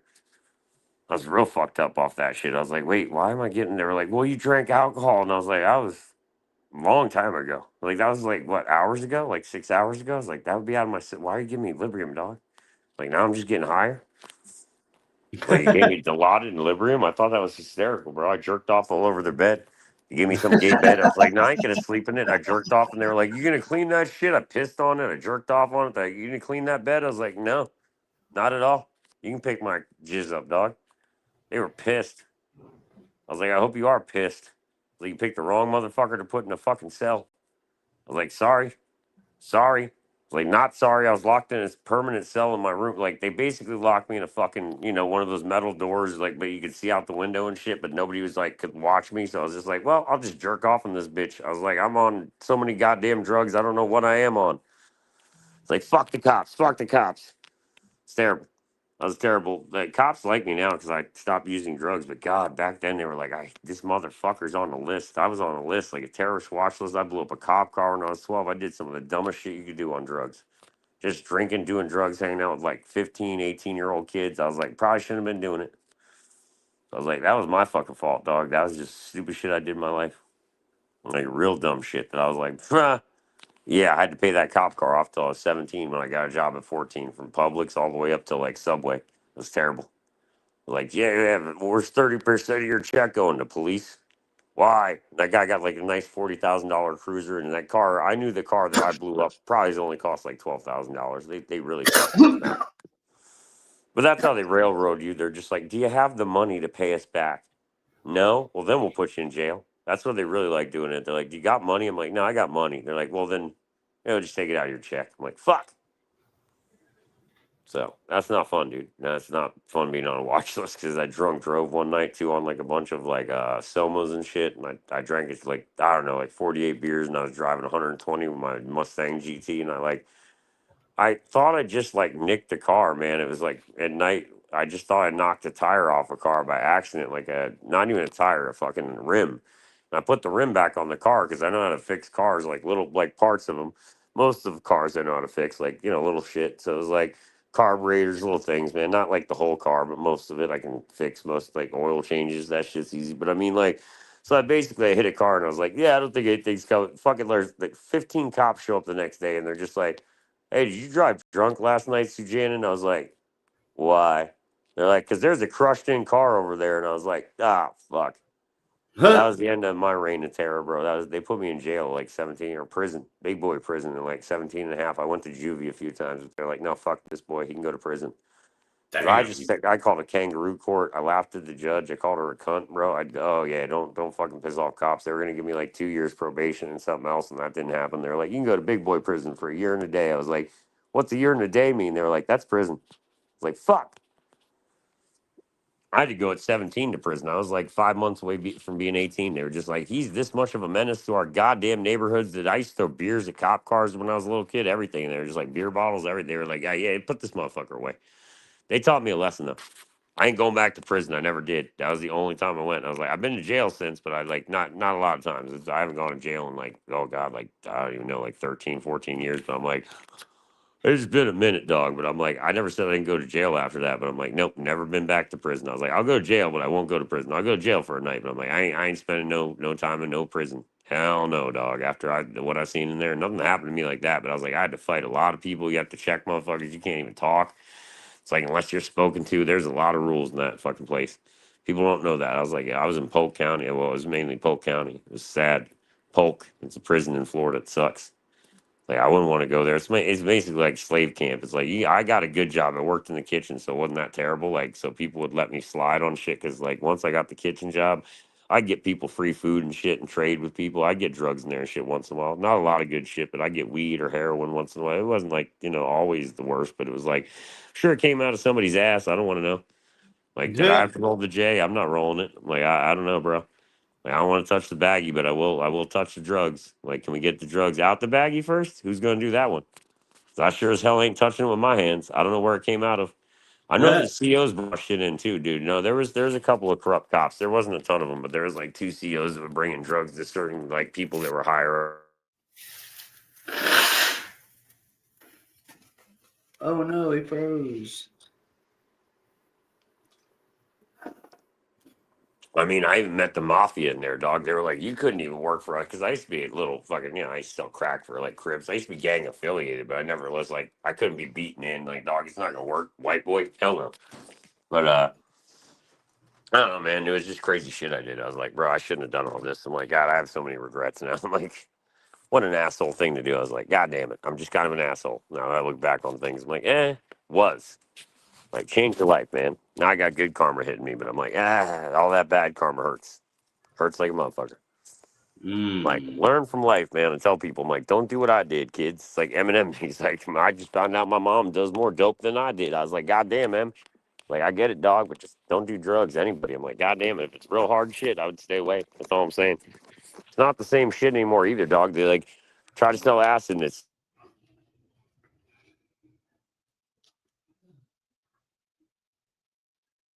charge $10 to say it's acid. It's not acid, dog. I don't like when people lie either. I'm like, I'll take the 2CB, but don't lie to me.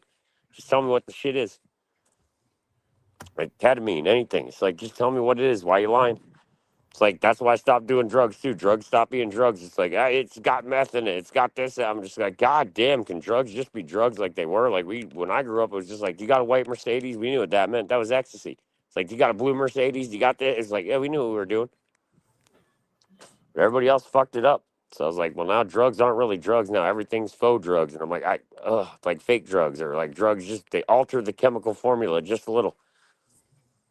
I'm like, you don't know what you're getting. You could be popping acid one night and be like, I didn't know I was getting this in me. And I was like, well, they could put LSA in it. I don't know if that's illegal, but I'm like, they could put a chemical like LSA in it eventually and you could be tripping face somewhere. And I mean, some people have dog off like certain gummies and shit that aren't legalized. It's like not, if you look on the back where it says, never buy those. But I'm just telling people like, man, my mom tripped balls on that shit, dude. She barely took a gummy. She took like a half. I took them to see what they were like. I took the whole bottle. I was like, bitch, I'll take the challenge.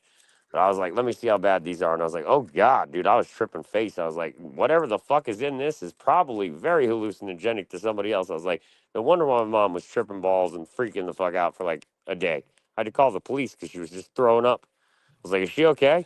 I had to go to her house and check on her. I'm like, is my mom dying? They're like, no, she won't have a heart attack, but she's just going to have to ride the trip out. I was like, God damn. She barely took a gummy. She didn't even take one. She took like a little tooth, like she took a little bite off one because she said take the shit from Cherokee.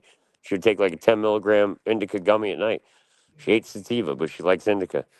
So I was like, well, take the indica. She started taking it again. Now she's chiller, but I was like, God damn, dog, just get the indica.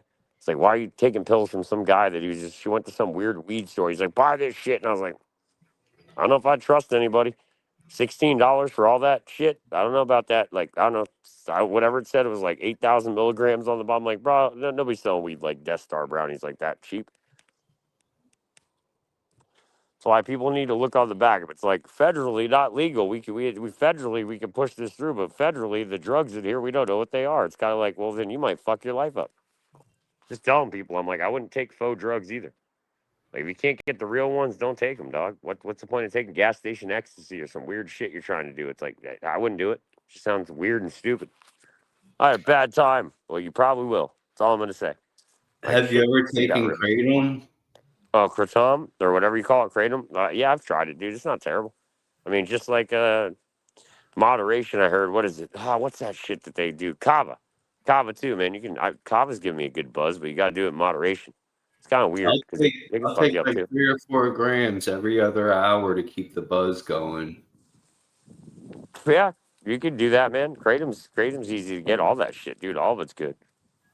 If you like it and it comes from the ground, it's profound. Do what you want. But I'm just like, just study the back. If it says FDA not approved, then I would be like, maybe think about it. That's all I'm saying, man. I'm not saying that Kratom is bad. Anything. There's certain brand names that everybody trusts. Like, you know what I'm saying, dude. But I'm like, then there's those ones where it's real shady. I'm like, stop selling shady shit, dog. You're gonna get somebody killed, and they don't give a fuck. The United States doesn't care if you die. They're like, well, you bought it. That's all they're gonna say. You bought gas station ecstasy. What did you expect? You're a retard. They don't give a fuck about us. That's why they let us smoke cigarettes, kill ourselves, like die. And It's drink. pretty sad. Yeah, drink. They want you to drink. I'm like, nah, I'm not drinking every day. Never did. I was like, I like drinking once in a blue fucking moon. Like if it's Halloween, if it's Christmas, if it's like New Year's, I'll have a few. I'm like, I'm not gonna have like 30 beers either. I'm not gonna have that much alcohol. I'll have like a one huge crazy 151 mixed drink or something. I'll have a few beers after. I'm like, I'm good. I have like, 4 beers or something. I'm like, that's enough. Like I'm in a good buzzed, faded, cross faded way. I'm like, I'm good. Throw mushrooms or something in the mix. It's like I'm even better. There you go. I'm just good. I'm just happy. I'm just in a good mood all night. Like some people need to learn that. Just be in a good mood. Because a lot of people take drugs in a bad mood or they're just pissed off. And I'm like, I wouldn't take drugs then, dog. Like if you're pissed off, I'd say weed is fine, but I'm like, if you're pissed off, the last thing you should be taking is LSD or something at that point. You're probably not gonna have the greatest trip you wanted. Probably just gonna be sitting there fucking freaking out about some stupid shit that you can't fix in life. I'm like, let it go, dog. If you can't be one with the drug, that's something I learned. I was like, you have to flow with it. Like if you don't go with the flow, it's just gonna take over you. It's like a monster. It takes over. Like, don't let it take over. I never did. I was just like, I'll meditate on LSD. I'll meditate on this shit. I learned to meditate on shit. I was like, I don't give a fuck. Some people cannot do that shit. I wouldn't ask them to. Like, that's too hard to do. You're gonna be hearing Have you voices, ever been weird to a shit. gathering? Yeah, I've been to Gathering of the Juggalos. Yeah, man. I've been to some place. I've been there twice, and I tripped balls there. Well, I've tripped balls there. It's crazy old days, man. Yeah, I've tripped balls at the Gathering. Oh god, they got some good shit sometimes. Like I got LSD there one time, and it was cheap as fuck. It was like $5 a hit. I didn't even believe it was gonna be that good. I took like 4 hits. I was tripping all fucking day there. I was like, God damn, dog. Just seeing coffins fly out of the ground, skeletons flying at me. I was like, I love this, but it's crazy. Just crazy music. So I didn't like my brain was just going somewhere else with it. I was like, I like this. This is nuts. And I'm walking around fairgrounds just tripping nuts, like bitches showing titties and shit. And I'm just like, is this real? I don't know what's real or fake. That's the hard part on LSD. You're like, I've seen a lot of big titty bitches in my fantasies. It's LSD, man. It's your mind. It's fucking with your brain. A lot of people don't understand that. Same with mushrooms. You're poisoning yourself just a little bit to get a trip. Like, that's all you're doing. You're not actually killing yourself. It's like the same shit. Like, weed's a psychedelic. People don't even know that. I'm like, it's a little psychedelic. It's not it's not the hugest psychedelic. Mm-hmm. What it is psychedelic. It's like, let it go, man. A hallucinogenic. Well, I think what people have a problem with, dude, is their armor goes down when they smoke weed. Like me, my armor goes down. Like you know what I'm saying? Like you feel like you're like, hey man, I'm just more open to shit. You know what I mean? Or open to talking or whatever. It's just different, dude. It's like it's kind of like the Bush song, like my armor drags me down, nothing hurts like your mouth, and it's like, yeah, it's true. It's like people's mouths can hurt, but I don't know what words hurt me. I'm like, that's just gay, dog. I don't let word hurt. I was like, words shouldn't hurt. Call me whatever the fuck you want. Call me any fucking name. I know what they say on the internet. They'll make up anything to be mad. Chomo, this, blah, blah, blah, blah, blah, blah. Like, I don't really give a fuck, dog. Make up what you want, nigga. Like, it ain't hurting me, nigga. I was like, it ain't hurting my life, none. I was like, I think it's hilarious. I was like, please call the cops. I want to see what happens to you first. I was like, bet you it ain't gonna be me that gets in trouble, nigga. So I laughed. I'm like, call him on the double, nigga. I'm like, go ahead, do that. Stupid motherfucker. People are dumb, bro. They'll just believe anything that comes out of my mouth sometimes. I'll sell shit to assholes. That's a whole different story. I'm like, you an asshole, I'll sell you a shit story. But I never sold you any shit stories because you don't seem like you're an asshole. I'm just saying, man. I watched the show. I was like, it seems nice. So I just popped up on panel, be like, hey, what's up, dude? Because I'm a real one. I'm not going to fucking porn bomb you or do gay shit, bro. That's the low form of trolling. If I was actually going to troll somebody, I'd just troll the shit out of them, dog. On stream. What's the point of porn bombing a motherfucker? Like, it just gets gay, on the internet, on the tubes. You know what I'm saying, bro? Like, I saw I had to be careful at first, even though I'm showing my face. I'm like, no, I know it, dude. I get why. It's fucked up that people would even porn bomb me or go at people. It's just internet drama all the time. I hate e-drama. I don't like that shit. You know what I'm saying? Save the e-drama for your mama. It's like, unless you have somebody dead to rights, then shut the fuck up. You know what I'm saying, dog? Like, either have somebody dead to rights, like nailed to a cross, or shut the fuck up. That's all I tell people. Like, how hard is it, man? And send it to the police, send it to the feds, send it to somebody who can do something. I'm like, I ain't gonna waste my time with your bullshit. Somebody sends me a clip. This person's this. I'm like, I can't tell you anything about that person. I don't fucking know. That's really gay shit, dog, to try to get me to go for you. I wouldn't do that. I'm like, I can't go with people I know nothing about. That'd be stupid. You're like, I'm gonna yell at somebody I don't fucking even know. Like, that's retarded, dude. True.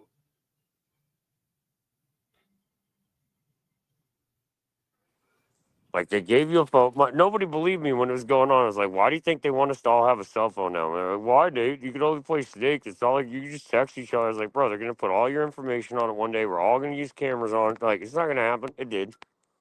I was right about that shit. I was like, oh, Verizon will have to sell you a phone. Everybody's going to have to do that. They were like, no, it's not going to happen. I was like, yeah, the government wants to watch you all day. It's weird.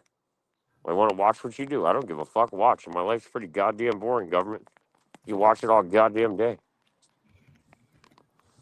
Like, what, you want to see me smoke cigarettes in front of my house or run around or do exercises? I'm like, it's really boring. That's a lot of boring content. Want to see me take a piss? Oh, that's sad, dog. I wouldn't show my dick. So, no. Just saying, I'm like, what are you gonna spy on me with? That's just funny shit. The people are like, I gotta cover my camera, and they do that shit. It's like, dog, just relax, dog. Did you do something wrong? Are you paranoid? What'd you do?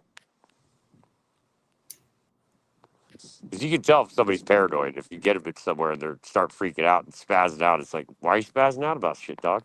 So it's sad.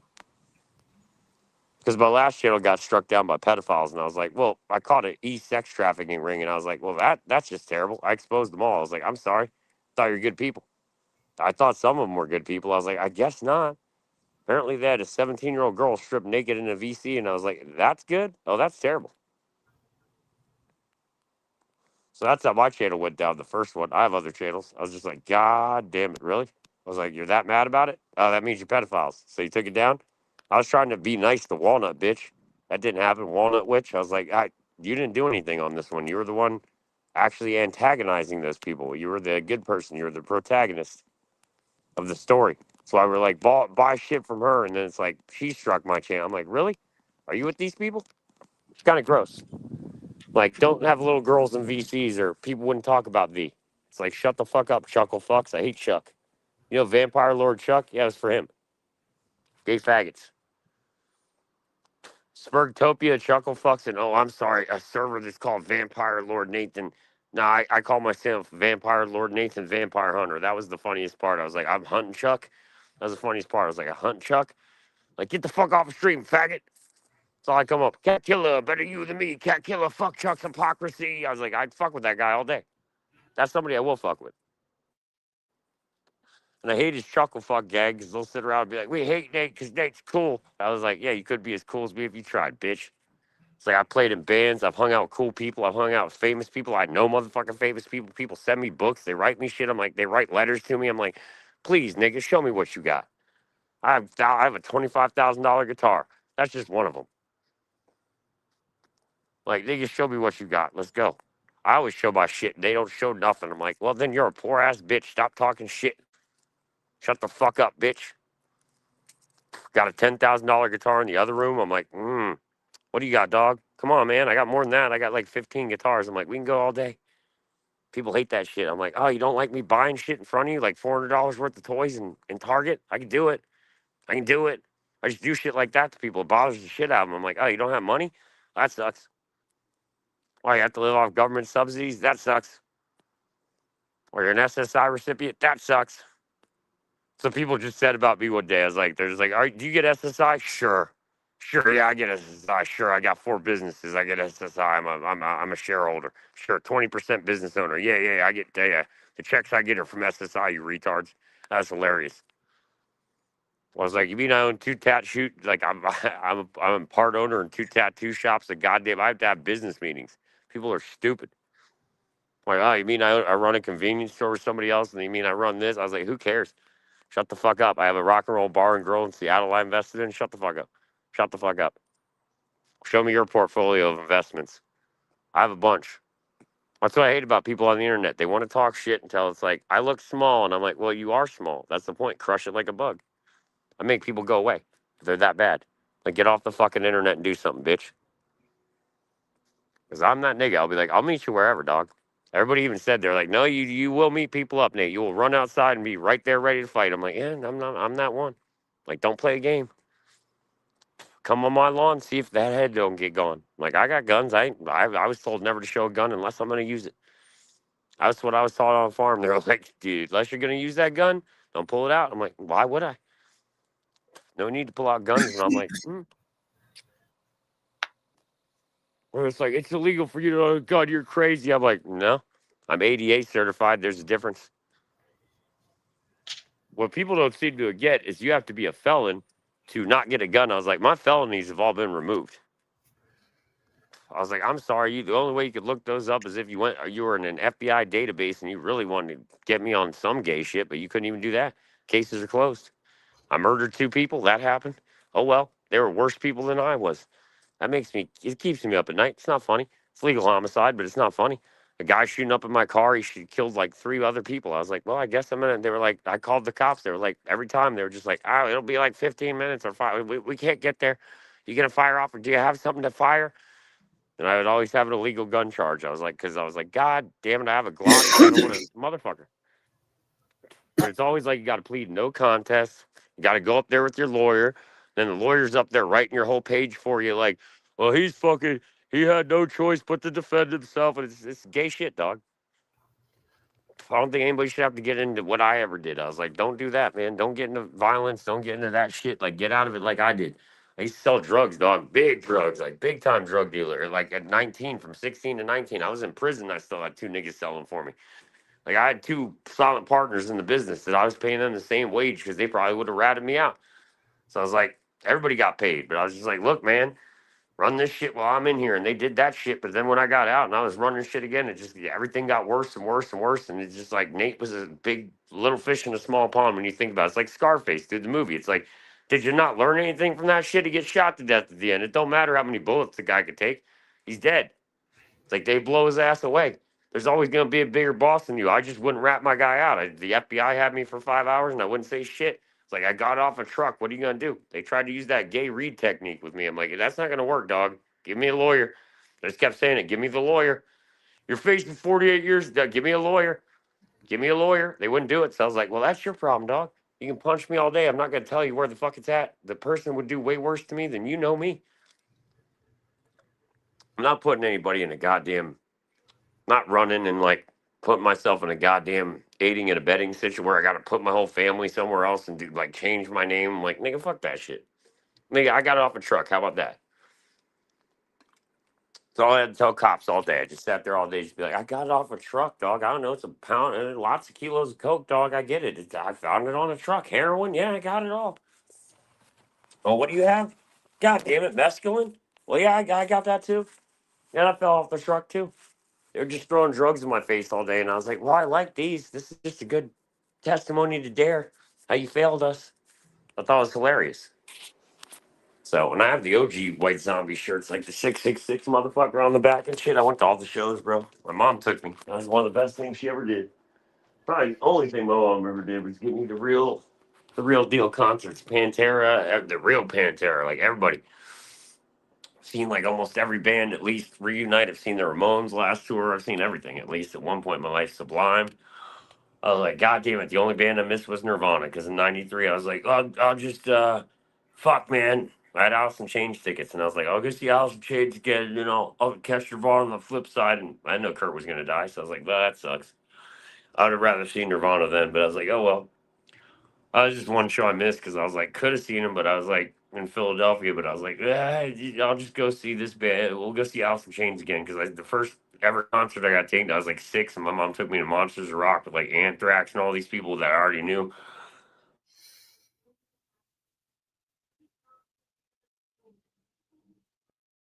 Well, Nate froze. Well, it was like Lane Staley's voice was crazy. He could hold those G notes and shit, bro. I don't know. He's fucking crazy. Yeah. I don't know, man. I'm just fucking crazy shit that I did. I'm like, people shouldn't do anything like I did. I'm like, bro, don't get locked up. Don't get anything done. Don't go to jail. Don't have a record. You know how long it took for that? Once you're expunged and shit, and once people shot me with rubber bullets or did dumb shit, you have to do dumb shit to get your record expunged. Like police have to do dumb shit. Thank God they did one night. I'll tell you that story, and that's it, man. I'm just like, I won't talk about it all day, but I'm like, I went to go get my lease to show that I lived there, and the people that in there did not live there, and I was like, No, I'm letting a few friends stay for the weekend, and that's all it was. But they got too out of hand. I'm like, look, these two people got to go. And instead, they arrested me. They're like, one cop goes, go get the lease. So I go to get the lease.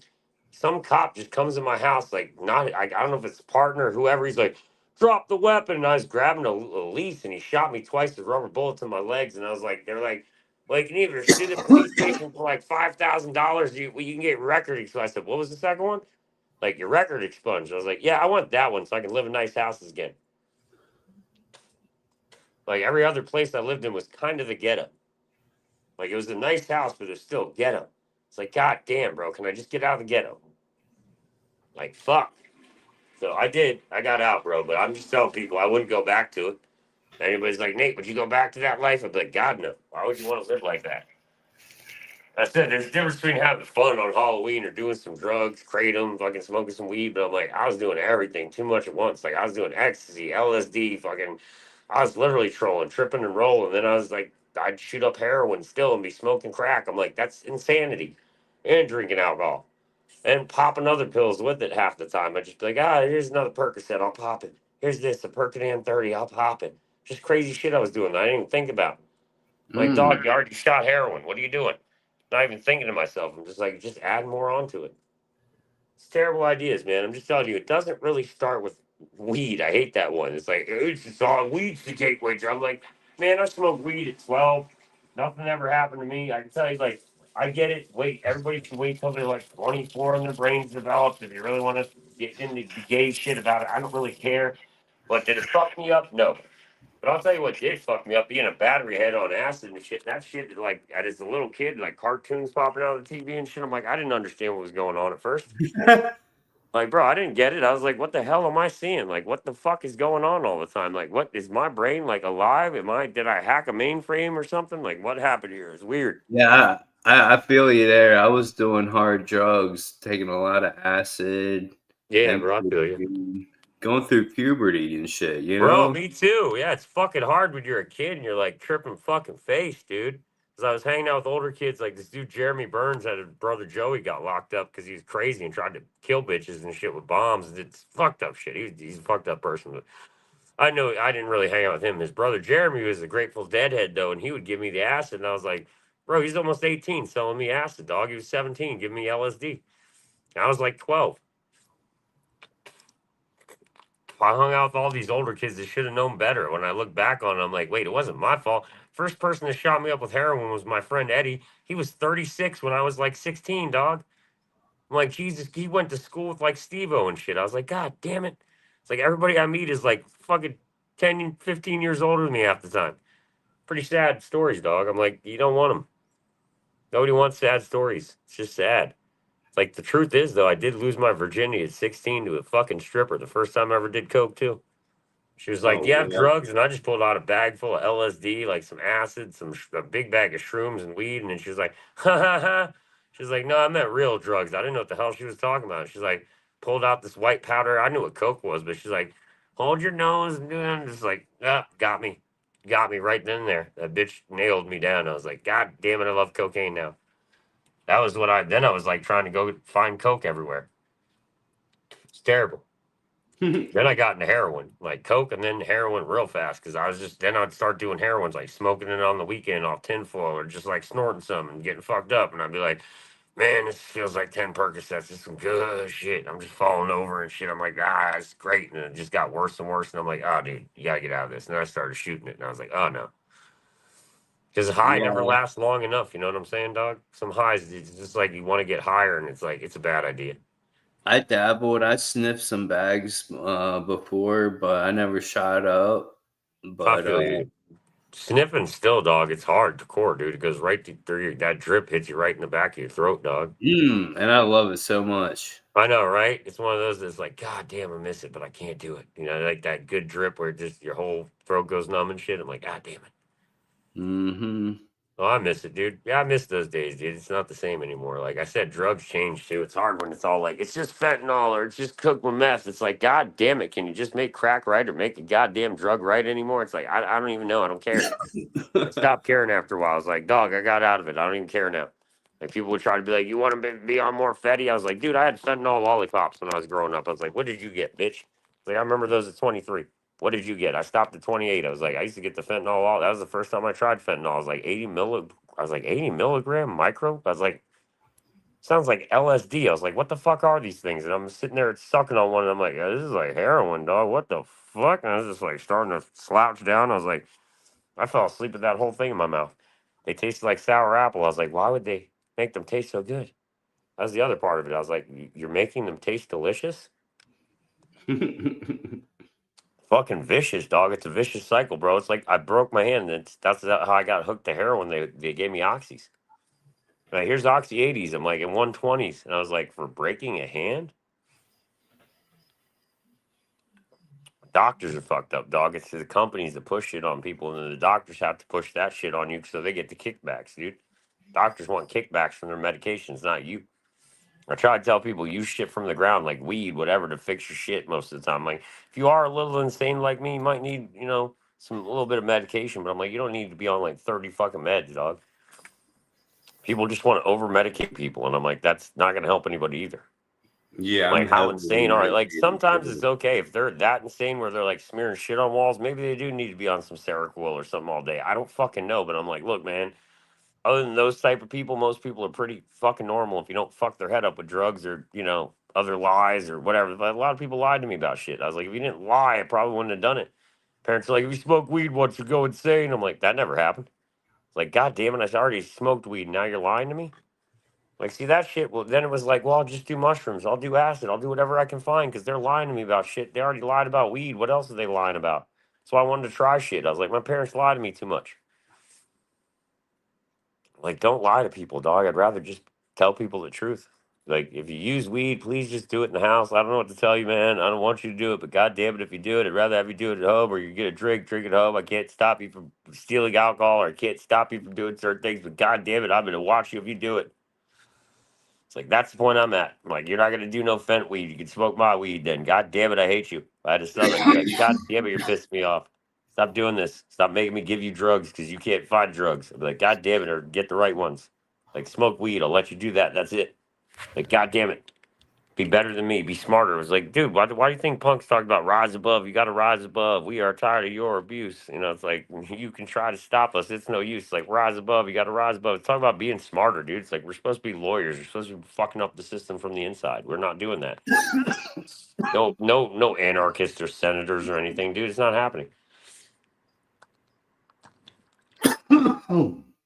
As they kind of sold us out. Every generation sold our generations out. So it's kind of like, well, we got fucked. Generation X got fucked by baby boomers, got fucked by millennials, and then it just got handed down worse and worse till Gen Z's got the worst of it now.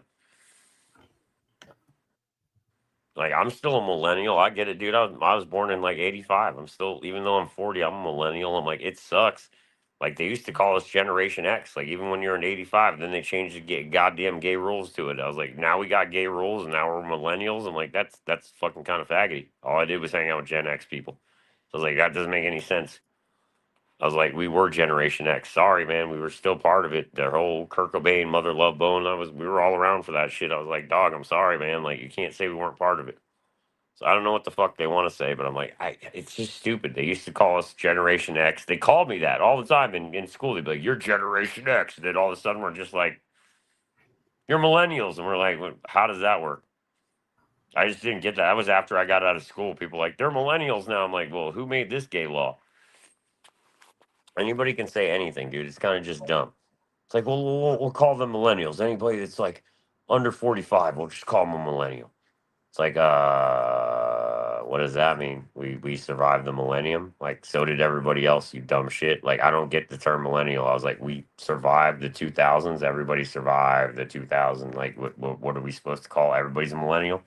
See, it's words like that don't make sense to me.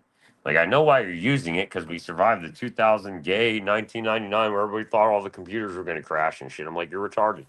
Could have told everybody there's nothing was going to happen. It was like the Mayan calendar. They didn't say we were going to die. They said change was going to happen. They said bad change, but certain things would change in the atmosphere, environment. That's already happening. It's called climate change.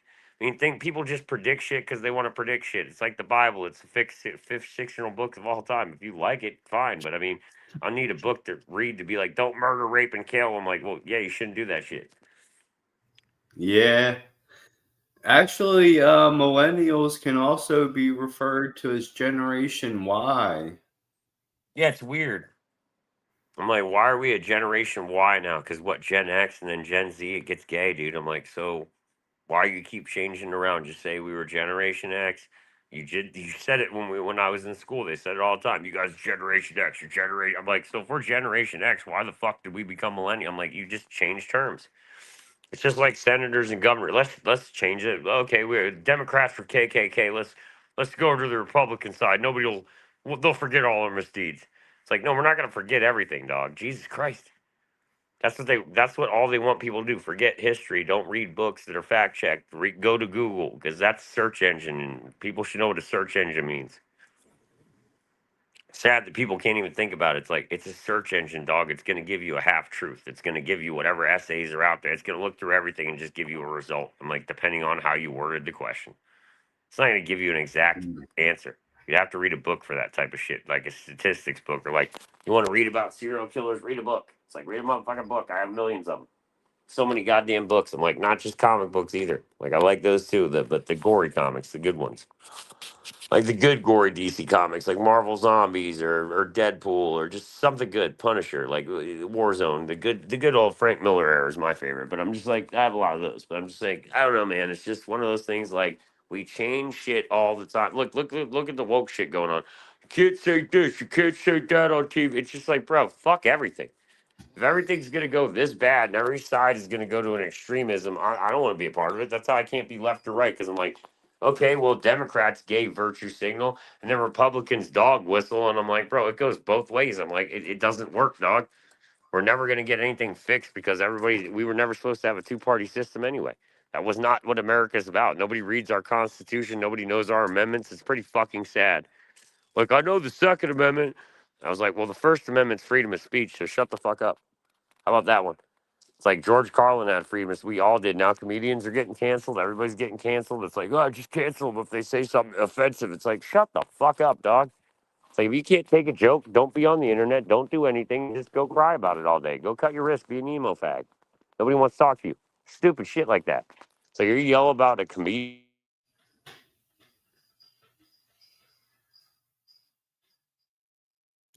The gay lady in the audience, like Karens, they always got to say some gay shit. I mean, Dane Cook really didn't create the term Karen, but it went back to other comedians. Dane Cook was a comedy thief, but that's kind of what ruined his career. I'm not going to get into that, but stole from Louis C.K. a lot of people, but who cares?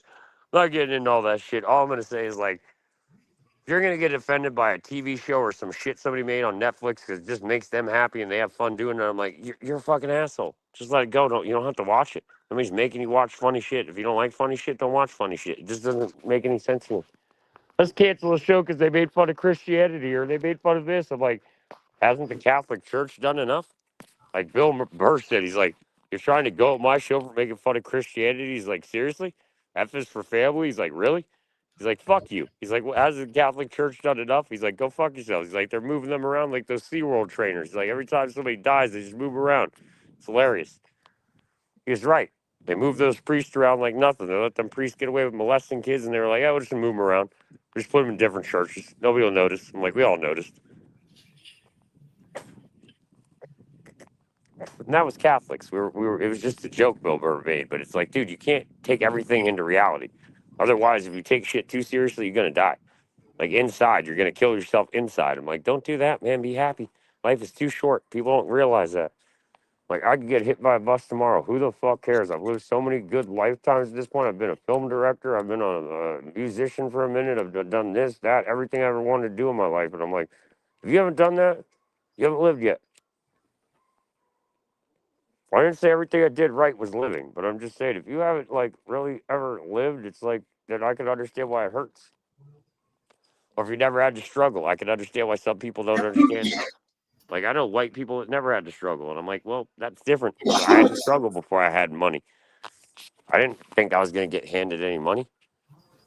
Sorry. I was like, I didn't know my dad would leave me $900,000. I was like, I didn't expect that one. I was like, didn't expect it.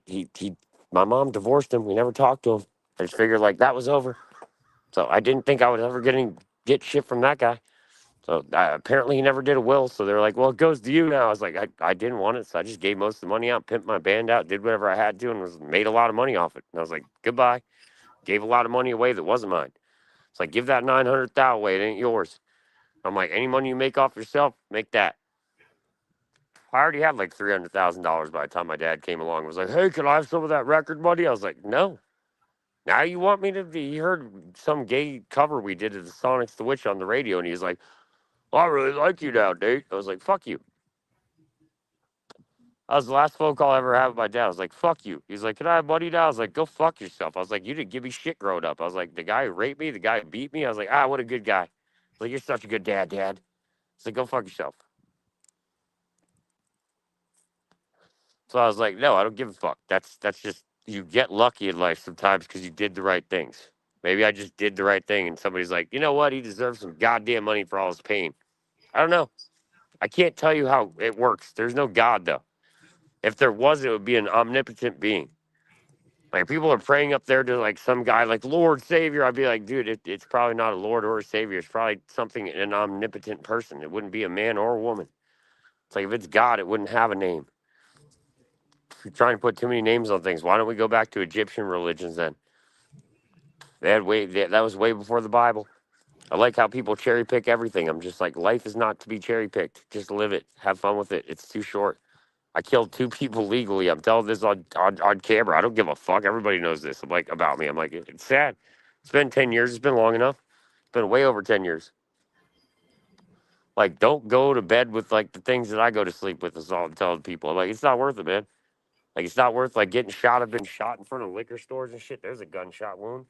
And I had to pull a 22 out of my leg, or they had to. The doctors, like, don't get shot, dog. It's not a joke. They'll always be there. Always going to have them scars. They never going to go. I'm just like, don't have them, dude. Damn. That's in Columbus, Ohio. I got shot, and I wasn't even affiliated with nobody there. I mean, I fucked around in Florida. I fucked around in Delaware. I fucked around, like, you know, West Coast, like California, Seattle, Oregon. But it was like little places here and there, like Eugene, Oregon, this place, that place, just going to places. But I'm like, God damn, dog. I'm like, I had no beef with anybody there. I was just going to buy cigarettes and got shot. And I was just like, that's gay. And the guy's just like, my bad. That's all I got was a my bad. Not even a sorry, just a my bad, dog. Wrong person. I was like, thanks, man. Like, hospital's about, like, not even a mile up the road. I'm like, yeah, I know. It burnt like a motherfucker. People don't even know what a gunshot. I'm like, it burns through your leg. You don't even realize the adrenaline's going through you, so you don't even realize you got hit. I was running because I heard gunshots, and I'm like, well, there goes something through my leg. That hurt. I look down, I see blood squirting out all of a sudden. I'm like, that's not good. I had to wrap a bandage around it, run right up to the hospital, and they had to stitch my ass. They could barely fix it. That's why I have a scar there. They were like, well, we can't fit. You waited too long. I was like, I didn't wait too long. I had to run here. They were like, you ran here? I was like, yeah, I had to limp my ass here. Bro, I've had to walk on broken ankle before and a fucked up ankle. I was like, it sucks. But it's just like a boot on my leg. I'm like, they don't help you that much anymore. Like, go fuck yourself. I didn't care, bro. I stopped going to doctors for that type of shit. Like, if it's something serious, I'll go. But it's like, oh, broken finger, broken this. I'm like, I'll just tape it to my other finger and I'll wait till it heals. Fuck it. Well, broken too, can't fix that. Anytime I break toes or something, I'd be like, I can't fix those. Skateboarding or anything I did, I'd be like, I can't fix that. Let them just heal. I mean, doctors would tell me the same thing. They're like, do you think I can fix that? I'm like, I would hope so. Nah, I don't care. 90% of the time, they'd be like, it's not operational. I'm not going to do this, or I'm not going to do that, or I'll just do a skin graft. We'll fix this. They didn't do much. I mean, they did put my arm back together. That was a freak accident, though. That's something different. I have a huge scar on my arm. Crazy. Did you just say you skateboard? Yeah. I can't Not a really lot, but I love doing it. I used to skateboard all the fucking time. Like, I Yeah. just don't have a nice town to rip it up in. They have a nice skate park here in Nashville. That's where I got to go. Because right here where I'm at, it's just nothing but pebbles and a shitty road, dog. I've tried. It is terrible to try to skate here. It doesn't. Your board will barely go. It's just shit gravel roads. Yeah, it sucks. The roads are like gravelly. Well, I'm like, once I get down to a good area, you can get some good boarding in. We're just like, God damn, bro, it's hard to do. Like, out here, it's fine. Like, patio right now, leaves, those kind of sucks. I'd have to sweep them up. But, you can do certain things out here. But it's like, God damn, bro.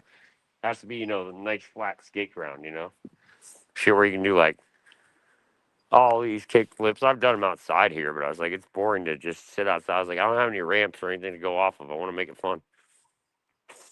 Like maybe I will buy a ramp out here. I don't know, bro. It's just boring. Sometimes you get bored during the day. I was like, Halloween was gonna be boring. I could have told everybody that because I was like, well, I was like, I had fun last night. I was like, last night was Devil's Night. That's the real Halloween, honestly. To me, it really is. It's just more like Devil's Night was created before Halloween, so it was kind of like that was a whole different era. That was like Celtic shit and going back to the Irish. I'm like, bro, I don't know, bro. It's crazy shit. That was going back to paganism and oh, bro, it's like the same thing with Christmas. It's a pagan holiday. People don't even realize that. They're like, it's the birth of Jesus. I'm like, nope. They always said Jesus was born in summer solstice, not winter solstice. It was weird. I don't know where we got winter from. The Bible's been rewritten too many times. Like King James put divorce in the Bible. I was like, nobody ever said that one. People would just put shit in the Bible. Men would, and I'm like, well, if God came down and wrote it with his hand, maybe I believe y'all. Like if it was written in gold tipped ink or something, I was like, maybe I believe it. Like, I'm sorry, what, the people that ran away when the sun went down because they thought God were angry with them back then? Like, dude, it's called sunset. Just enjoy it, dog. Like, God's not angry. You just, God damn it. Stupid shit, bro. I don't know. It's like people got to figure life out. It's logical. Some people don't ever use logic. I'm like, use logic, man. What's the wrong problem with there? Oh, dude, it's just weird shit. I'm just like, people shouldn't do certain shit. Like I said, if they can't handle things, don't do it. I said I could handle life a little too well, and I'm like, I thought I could do everything I wanted too fast, and it's like, no, don't do that either. Some shit I should have waited on. Like I had Bitcoin, sold it for $85,000, but that, do you know how much it's worth now? If I would have saved all that Bitcoin, yeah, I'm retarded. Some things I don't always know, bro, because I'm a more of like a I'll invest in small business type of person rather than like I want to just pump and dump shit. I'm like, I didn't know Bitcoin was going to be that huge. I mean, I wish I knew. I mean, I knew it was. Once I saw it go up to that much, I was like, "Yeah, I'll sell it for 85,000." But then I'm like looking at people now; it's like $110,000 per coin. I'm like, "God damn it! Wish I would have kept mine." I didn't keep it. Some people don't keep anything, or they don't keep stocks, or they sell them off. That shit happens, dog. I wish I didn't. There's some things I wish I could go back and be like, "Yeah, keep that $1 million you would have had if you would have saved it. Like that extra million you could have added on to yourself." But I'm like, can't do it now. I'd go back and cry about it, but what's the point of that shit? That's what I don't get about people. They'll be like, I could have done that. I'm like, well, then go do it. If you could have done it, go do it again. Figure it out. Fix it. Fix the problem or fix your life. I don't know what to tell people. It's weird. Well, I don't know, man. It's just one of those things where I'm like, drugs? Yeah, don't do faux drugs. Like fake shit? I'm like, if it's not the real shit, I wouldn't touch it. If Nate won't touch it, that tells you a lot. If I won't do something, I'm like, that should tell you a lot. If I won't do crazy ass shit and I won't even do that. So I tell people, I'm like, dude, if I'm not willing to do it or I'll say no to it, I'm like, you should say no too, is all I'm trying to tell people. I'm like, none of my stories are about being funny or great. They're funny now. Some of them are actually more funny than they ever were, but I'm like, that's just because I fucked up. It's funny. But it's like fucking up ain't funny, man. It's like it's funny to other people, but it's not gonna be funny to you when it happens to you, is all I'm telling people. I'm like, FAFO, fuck around, find out. It's not a good idea. Yeah. Motherfucking people used to make fun of me because I had a K2 problem. I'd be nodding off on camera and shit. Who cares, dog? Everybody's got an addiction at some point. I mean, people are addicted to TV, video games. I mean, goddamn, bro, addictions are everywhere. I mean, so what? So you used to do K2. What about it? Like, yeah, I can agree. It's not the greatest thing to do, but who cares? What? Well, no, I smoked it when it was legal too a lot, but then they banned it, and I went back to smoking regular weed, and then I got on probation, and I had to give a clean. Oh, I got you. Fuck, man. Clean test to get off probation, so I quit smoking weed and got on K2 off the streets. I feel you. So you were trying to like get around it. I feel you, like the drug test shit. Yeah. And then that got pretty bad. Smoking, buying fake, illegal fake weed. Damn, man. Yeah, like I said, the faux shit's scary, dude, because you don't know what can happen. Dude, I remember smoking spice with a friend, and I was getting fucked up from it. But like, he had a seizure, and I was like, this might be a bad idea, and I didn't do it anymore. Same thing with Duster, bro. We were doing Duster one day, like when we were like 12, just sitting around in Shadowwood. It was an area in Florida that all the kids hung out at. It was like a movie theater and shit. Everything was there at Best Buy. So we'd all go there to like jack shit, whatever like horrible shit kids did back then. But like, yeah, we'd go there to like jack shit or just buy shit sometimes, then jack shit. Who knows what we did? I don't remember. It's too many things, but it was like, just, I don't know, man. It's like one of those things where I was like, you just watch other people fall down and eventually, like, bro, just, yeah, get up from it, man. Like, you're not on K2 now, so you should be glad about it, dude. Like, you're just trying to get around a piss test to get a high, and I feel you, dude. Some people are just like, damn it, I want to get stoned, or I want to get fucking, why can't I? It's really stupid. Like I said, weed shouldn't be illegal, man. It makes people just jump to other shit if they can't do it. I feel like that. That's what cops do. They're just like, well, I won't let you smoke any pot now that you're on a probation. I've been on probation, but mine was always for ethanol. Or so I was like, for alcohol? I was like, I don't drink. So I was like, really, ever? So I just thought it was hilarious. I was like, wait, I can do cocaine, all my drugs, but I only got to piss for ethanol? Okay. Some people don't even read the probation they're on. I read my probation very well. I was like, oh, wait, I'm just pissing for ethanol? I can do cocaine. I can do everything I want. I was like, I feel bad for some people. I was like, that was in Washington State. They don't give a fuck about weed. I'm like, if weed is legal over there, you got a card or whatever, they're not going to take it away from you. They're just going to be like, well, that's your medicine. I can't do anything about it. It's like, well, that's good. Good. Fuck you. No, man. It depends on the state. Like I said, it's a state-by-state law case. It sucks. Like, if you're in Oregon, California, or Washington, they're not probably going to care about weed, but anything else they might care about. It's just weird. Stupid. Some states care if you have weed in you, some don't. Like, I take piss tests for doctors. They don't give a fuck if I have weed in my system. They're like, no, does it make you feel better? Yes. All right, then I won't bother you about it.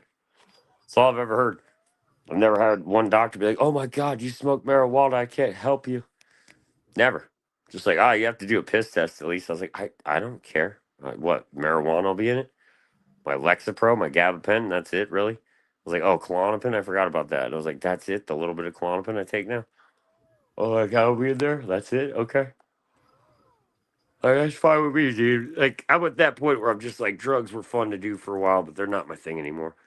I'm like, once in a while I'll have, like some drinks, maybe some shrooms, or do something funny, maybe even smoke salvia, just something, take some acid once in a while. But I'm like, it had to be a rare occasion for me. Usually it has to be some fun night or something.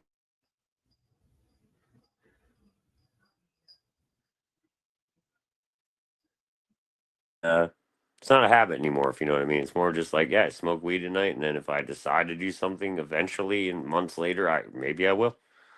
But it's like I won't touch coke or certain shit because I'm like, yeah. Like, it's like the guy yesterday. He's like, I give you mushrooms or coke. I was like, I'll take the mushrooms. I believe you got good coke, dog. I don't want it. Like, I already know what kind of monster I'll be. Well, I mean, I'll just turn into a monster again, dude. I don't want to be an asshole. I was a big asshole to everybody I knew, to a degree. Like, on drugs, dude? Yeah, I was a big asshole, dude. I was just like, fuck off, shut the fuck up, just punching people, smacking people. I mean, not women, but men. I felt pretty bad for, like, smacking motherfuckers around and shit that were smaller than me, or just, I knew martial arts, so I could just smack motherfuckers around. I was like, dude, I shouldn't be doing this. I'm like, that's mean. Like, I'm getting turned into a real dickhead. I alienated a lot of people until they were like, I just want you to be off the heroin and the fucking coke. Everybody hated me on that shit. So eventually I just got off, and they're like, thank fucking God I had people protecting me from staying sober. Like, people were trying to come in my apartment and give me drugs, and I had people beating the shit out of people trying to come in because I was withdrawing like a motherfucker. I was like, well, this sucks for like a few days. I mean, I tricked myself into a fake sobriety. That was my bottom, man. I've hit real rock bottoms. My last rock bottom was 28 when I was sitting there doing heroin for like just banging dope and fucking speedballing and shit, whatever I was doing for like fucking, I'd do it for like 5 or 6 days, then quit for like 3 or 4 days and be like, I'm sober. My mom would be like, yeah, but tomorrow night you won't be. Like, she just keep reminding me. She'd be like, yeah, I know what you're going to do though. It's like, oh, you're sober for 4 days? That's great. And then what are you going to do on the 5th day? I'm like, fuck you, Mom. Because she already knew. When she would call me in Washington, she'd be like, yeah, but what are you going to do on the 5th day? And I was like, she knows I'm going to do heroin. God damn it. I was trying to tell everybody I was sober. People liked me when I was sober, but they're like, God damn it, I can't take it. Like, they could take me on weed, acid, a lot of shit, but on heroin and coke, I was just kind of a dick to people. I was like, just very dismissive, wouldn't listen to anybody, just didn't give a fuck. Kind of sad shit. I wouldn't do it again to anybody, but I'm like, I don't know, I'm just telling people they should learn from my mistakes and not remake them. You know what I mean? Like, that's all I've tried to tell people on the internet. I'm like, yes, I can tell you funny stories. They're great. They're hilarious. But at the same time, do not do this at home. Do not try this at home. It's like Steve-O. It's like, do not do what I did. It's like, I put shoelaces through my nose. It's like, I'm the same way. That's why I put this here. I was like, bro, my nose already has holes in it. What am I supposed to do? Gave up. It's like, I put holes in my nose. That's why I started bagging up. That's how bad I got. When you're so bad that your nose bleeds so bad that you can't do it anymore, that it won't even go up your nose, it's like, yeah, I'll just start banging it. I'll start smoking and banging it. Pretty terrible. I'm just telling people you don't have to live that life. Oh, you don't, man. Like, you have the K2 problem. You're off your shit. You sound better, dog. Like, I think you're doing fine. Stick to the kratom and the weed if it helps, dude. Stick to what helps you. I tell people that. I'm like, if it's helping you now, don't get off it later and then be worse. If it really helps, dog, like, just if it keeps a buzz, you just want to have a good Halloween, have fun, dude. I don't want people to get hurt. I just want people to have fun. The same as y'all, man. I'm just like, have a fun night. What the fuck, dog? Like, make sure it's just you're safe about it, dog. Like, don't drive home drunk. Don't try to do stupid shit I ever did. It's like, don't take a bunch of somas. Don't try to drive drunk. Don't do anything retarded Nate ever did. I'm like, you'll live a good life. I was like, I didn't say my life's terrible now, but I'm like, dude, it was very bad.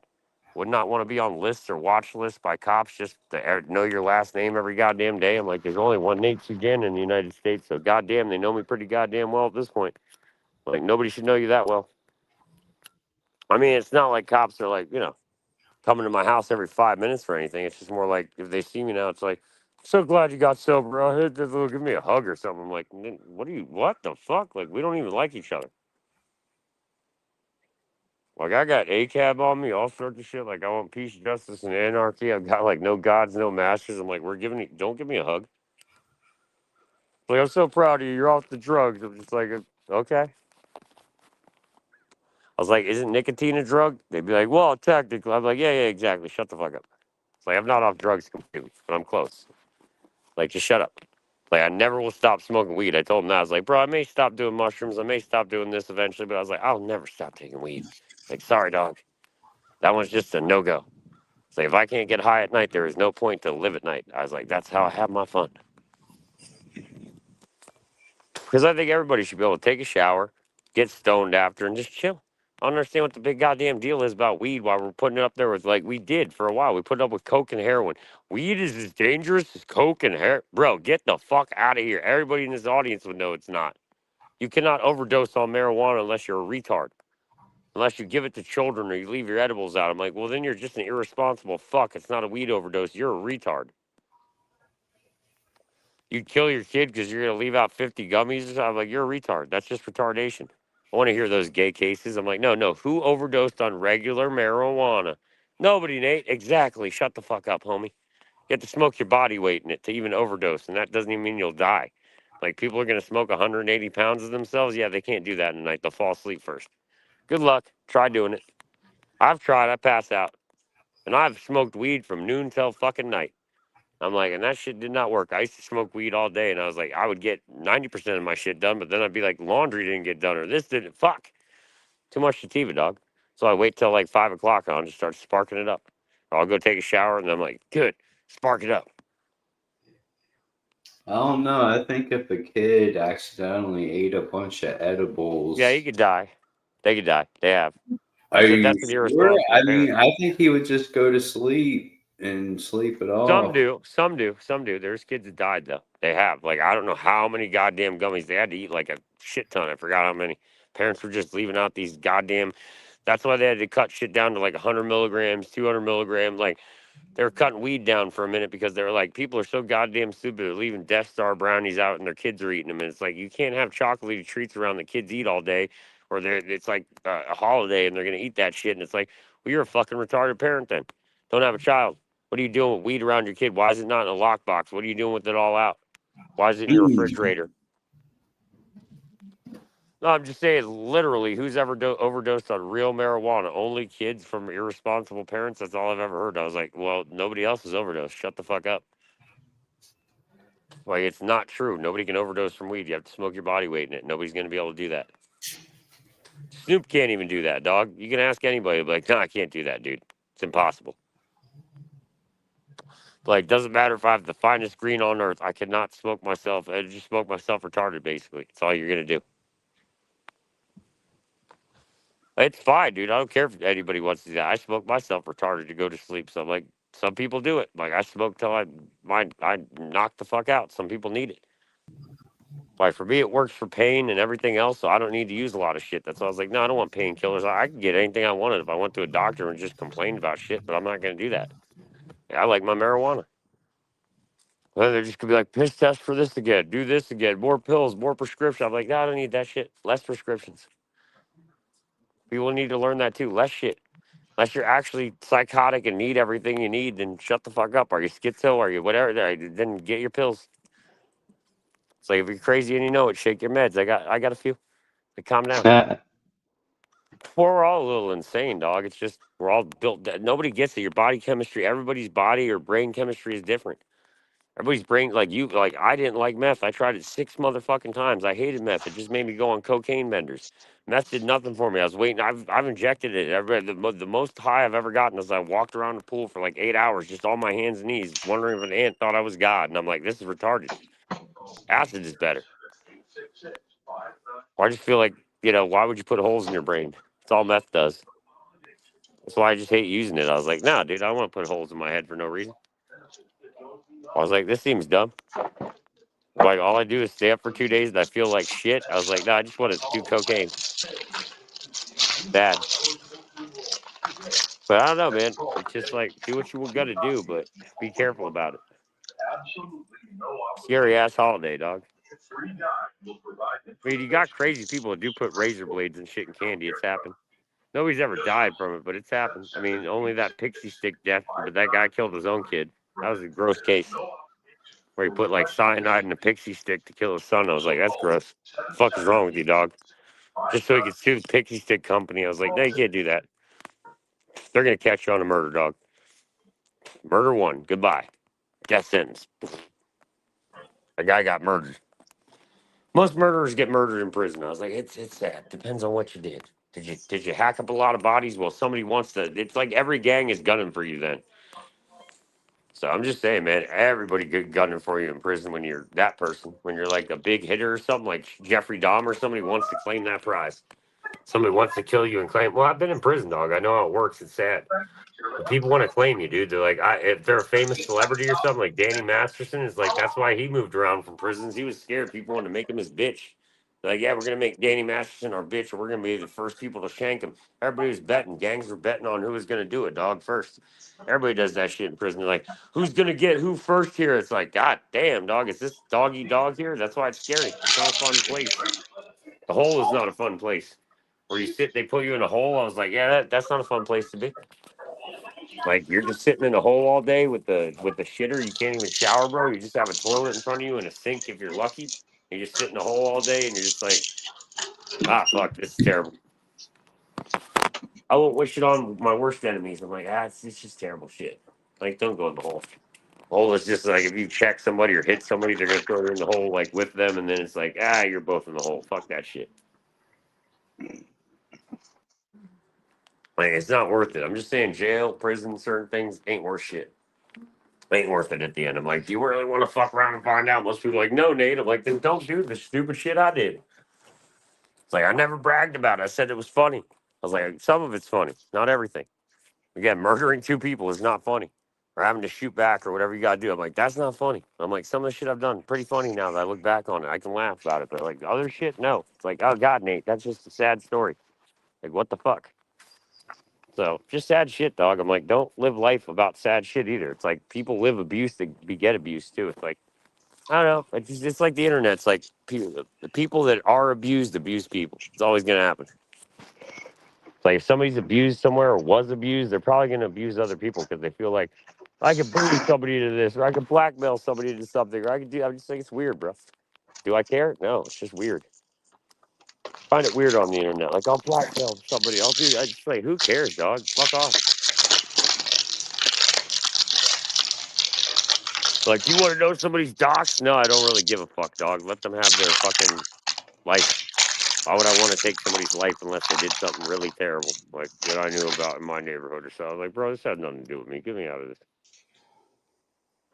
It's like gay shit that I'm not even involved in. I'm like, was I in that server when that happened? Nope. Let me go. I didn't do nothing. That was y'all. Like, go fuck yourself. That's why I laugh at people. I'm like, bro, don't even try to finger point with it. It's a lot of people that finger point that are usually are the ones that are the worst on the internet. It's the clip channels usually. Like, here's a clip of somebody being retarded for 20 seconds. It's like, that doesn't prove anything, dog. Where's the whole video? She's like, there's an 8-hour video. I'm like, well, where's the 6 other hours of my video? I don't have a 7-hour stream date. I'm like, well, there is 7-hour, 8-hour. They're all like 90-hour streams. Like, they were long streams. I was like, I don't know, man. If you don't have those, then you didn't watch my show properly. There's context to everything. Context is key. People just edit you out of line just to say something. It's gay as fuck. It's gay clip shows. I hate them. I didn't say you did that, but I hate clip shows where it's just like, I just want to ruin somebody's life today. I'm like, go get help, dog. If you want to ruin somebody's life, go do it the right way and go turn them into the police. Go do it the right way. Why are you being a fucking freak like Cyrax? Why do you want to fuck around with people like Cyrax and gatekeep the faggot? It's like Chuckle fucks. They want to gatekeep Chuck, the fagula fuck. It's like, who the fuck cares, dog? Stop gatekeeping chomos and faggots and homos, dog. It's like, let them go. If other people want to fuck with them, let them fuck with them. It's like, it ain't your locale. People act like they found somebody first and it's their locale or some weird shit. I'm like, dog, get help on the internet. Go talk to a therapist and see if they think any of the shit you say is normal. I guarantee probably not. Some people are fucked up on here, and I'm like, get help. Dog, you're the one being a chomo for a chomo. It's like, oh, you're trying to make him look like the pedophile, but you gave him a 17-year-old girl to fuck with? I was like, well, dog, that would make you a pedophile. None of these people understand what they look like. I'm like, shut the fuck up, dog. You look worse. You look worse than the guy you just did shit to because he's autistic. You're not. What's your reasoning behind it? Motherfuckers on the internet evil. Fucking hate clip shows, dog. I'm like, do your show. Why can't you do a show? I'm not talented enough. Just say it. It's all somebody has to say in my life. I'm not talented enough to do a good Jackass Nate show. I'm not talented enough to do this guy's show. Or I'm not talented enough to do a cool show. It's like, well, then shut the fuck up and nobody wants to watch it. No one wants to hear you bitch all day. It's sad how many people want to listen to people bitch all day. Oh, bitch about this. Oh, bitch about that. I'm like, we're going to listen to it? I'm not. I don't watch other YouTubers mainly. I'll come on to cool people's streams. I'll have my friends be like, this person's chill. Go on the stream. Say what's up. Be like, yo, what's up? I'll say what's up to like Rob Rack, a bunch of people. I'll just jump on a stream and be like, what's up, guys? The Nader haters here. I just pop up on streams and say what's up to people. Like, you seem cool as fuck, dog. I got nothing wrong with you. I don't know anything about you. I can't sit here and, try to say I do know you. But from what I've known, you seem like a chill dude. Like, you seem like you got no, dude. You seem like you got your life together. You got off the K2. You told me about your problem. I'm like, dude, you seem pretty rad, dude. You're pretty open.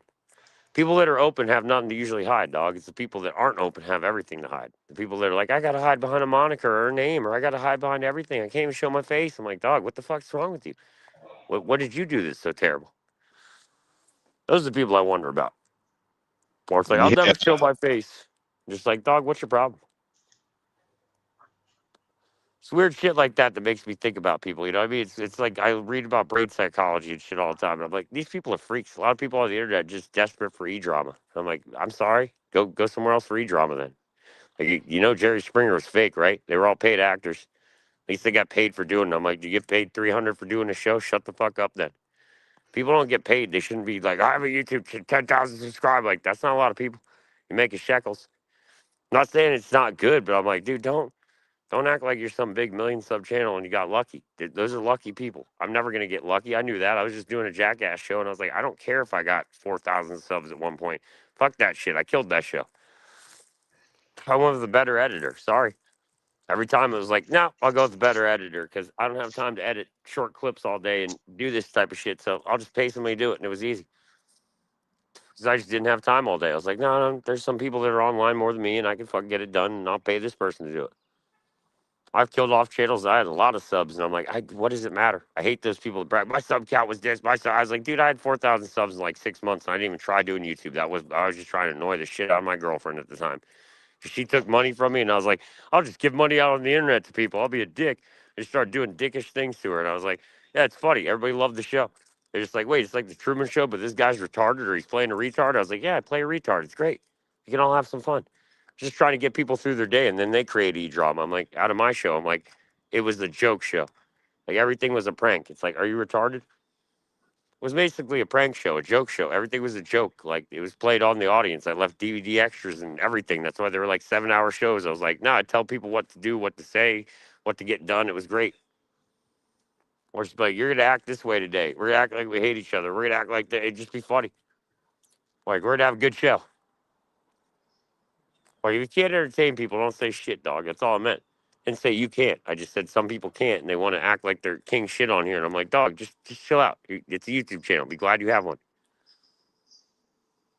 Fucking weird people, dog. Don't have time for them. Neither should you, man. You seem rad. I don't know if you're cool, but like from what I've seen, seem cool. My friends gave me a link. It probably means you're a cool person. It's usually why they give me a link. Rob Rack's live. This person's live. Nate, they cool. Usually it's always like somebody chill. So I'm like, yeah, you seem chill as fuck, dude. Like you have been since I've been on the show. You've been polite to me, nice to me. So you've listened to me yap. So go ahead, man. I mean, it's all your show, dog. But I'm like, no, you do a good show. I'd say this is a good show. Because I'd be like, dog, at least you talk about your life. You talk about shit you done. I'm like, I don't see a lot of creators do that. They just sit here and they want to shit on people all day. I'm like, figure out your life. That's sad. What are you mad about? I already tell somebody sad or mad. I'm like, what are you sad or mad about? Why are you so mad about people on the internet? This guy called me a faggot. It's like, are you gonna cry about it? I've been called a nigger. I've been called a faggot. I was like, what haven't I been called yet? It's the internet, motherfucker. Let it go.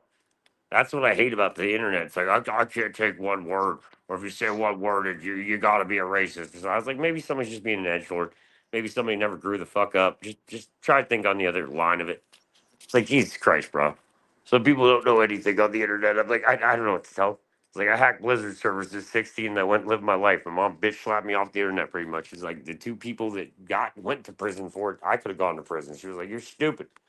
She's getting phone calls from Blizzard like, he's making ith weapons. What's an ith weapon? What's a Stoda Jordan? She didn't even know what the fuck they were talking about. I was making copies of shit of copies. They told me how to hack the server, these two brothers, and I was helping them like at 16. And I was like doing cocaine and sitting there helping them. I was like, oh God, bro. I don't want Blizzard taking my whole life away.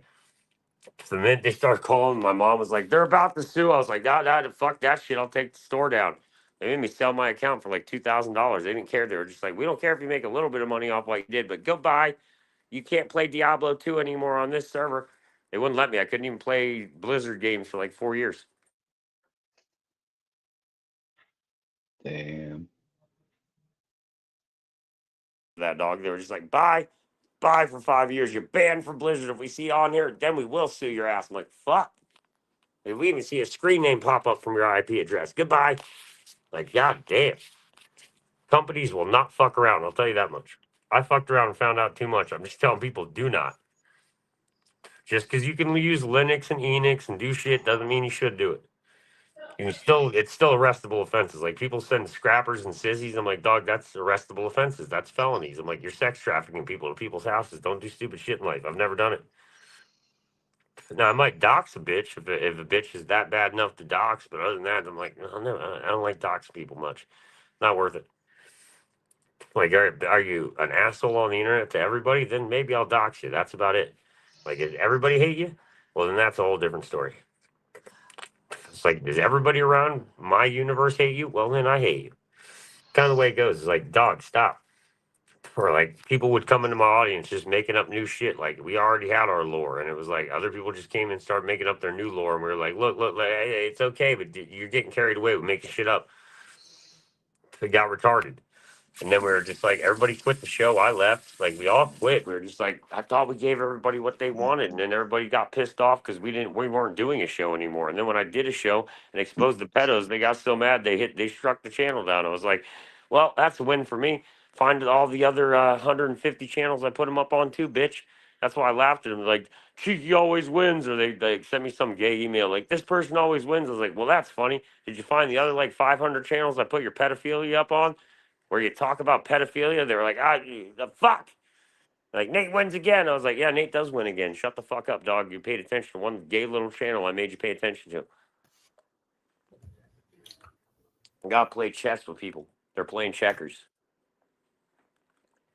You move people around like nothing. They're idiots on the internet. A lot of them. You can just move them around like chess pieces. It's like, god damn it, they're idiots. Stupid. Like, if I give this to you, will you do it? No. A lot of people want me to fuck people over and shit that I would never fuck over. I'm like, why would I do that, bro? They saved my life. You tried to kill me in a grocery store. I know a lot of shit people tried to do to Nate. Fucking bomb threats, swats, lots of shit. I'm like, I've already been swatted 3 times, dog. That was by Bonner. That was by Bonner, the swatter, bro. That's Noodles boy. Like, I don't hang out with kids. He just swatted my ass because I said no to Noodles. I don't know if you know who Noodles is, but don't fuck around with that guy. I ain't hanging around people like that. Sorry, dog. He just came on my show and was like, will you fight for the snowbird of the South with me? I was like, bro, my show ain't about fighting for nothing. I don't fight for anything. What are you talking about? We don't really do politics or religion on my show. It's just a funny ass show. What are you talking about? People would get gay like, will you fight for Cyrax? Before I even knew who Cyrax was, I was like, I don't even like this dude. I don't fight They for wanted anybody on you my to show. fight for Cyrax? Oh yeah, Tibbs TV did. Yeah, you ever remember Tibbs, dog? Yeah, that Yeah. faggot. Yeah, that faggot Tibbs, dog. They called me. They Oh, got me in okay. some game. Spooky. Spooky put me in some call with Tibbs and Cyrax before I ever was on the internet. Barely ever on. And they were like, will you fight for Cyrax? When my channel first started, I said, fuck no, bye. I thought that shit was hilarious. I was like, nigga, bye. Nigga, bye. I was like, I don't do that on my show. I don't protect anybody. Sorry, dog. Tibbs is a faggot too, dog. Oh, dude, he told me. He's like, well, I have a 17-year-old and 16-year-old moderator. I was like, well, dog, that's fucked up. I can only mod 18-year-olds, and I wouldn't even do that. I had one 18-year or 19-year-old mod ever, and that was a cool dude named Cone, and I only let him chill because he was chill. He was very, very chill in my audience. I'm like, well, it's 18 plus. You're here. You can be here. Technically, he's 19, so I couldn't bitch. I was like, dog, you can be here. But everybody else was like, no, dude, we're not doing teen streams. Get the fuck out of here. Like, it's a joke. It's making fun of Rich and Jay. Like, I wouldn't even say any gay shit. They talk about butt fucking each other, sucking dicks. I'm like, dog, what are you doing, man? You have like 12-year-olds watching your stream. It's gross. But let them do their thing, dog. Again, it's always the people that want to finger point at people like, I didn't do this. I'm fighting for lolly or some weird shit. Like, legal lolly. It's like, Jay, I thought I knew you. I paid Jay to make a movie. He didn't even make the movie he was supposed to make. I was pissed off about everything I did for that guy. Everybody's a bullshit salesman on the internet. That's all I can tell you. Even if they have a huge sub count number, they're gonna bullshit the fuck out of you. Keemstar's a bullshit artist. They're all bullshit artists. They just want money from people. Like, I'll pay you, but I gotta make money off of you. If I don't make enough money off of you, you ain't getting paid, bitch. I was like, I'd hate to be an internet bitch. You gotta be beholden to people. I ain't beholden to nobody but the bank of Nathan Sujin. Fuck that shit. I don't want $10 million. Pay me $10 million and we'll talk. I'm not going on retard shows, but retard show and tell or whatever the fuck. Figure it out, dog. It's weird. I'm just like, hell yeah, homie. Get the munchies. Have a good night, man. Have a good like Halloween's the best time, man.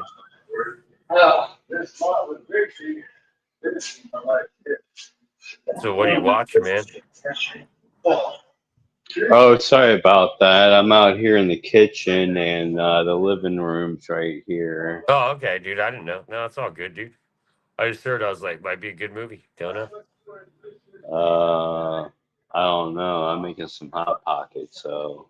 Oh, okay. Fuck yeah, dog. I feel you. Get them munchies going, bro. I'm about to dip out and smoke some weed myself, sir, here in a second. But have a good one.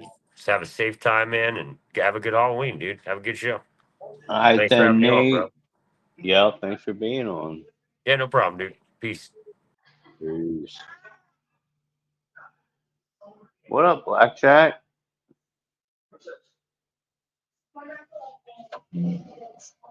Blackjack. He wants a treat.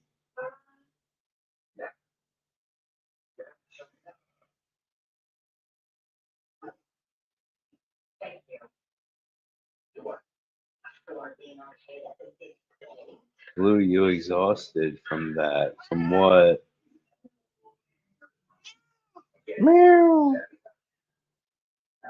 Who's my little buddy?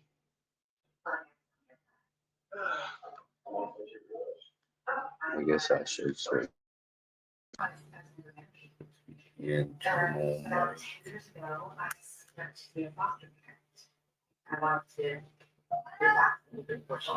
Meow.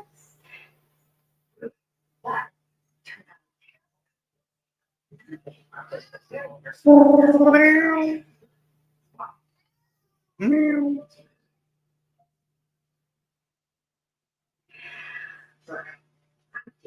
before, and I say, okay, okay, at first, and then reality sets in, and then this gets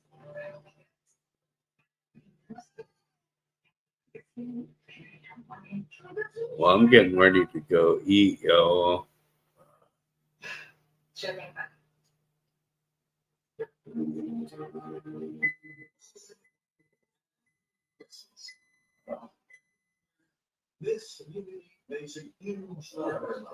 I guess I can stay live. I don't know.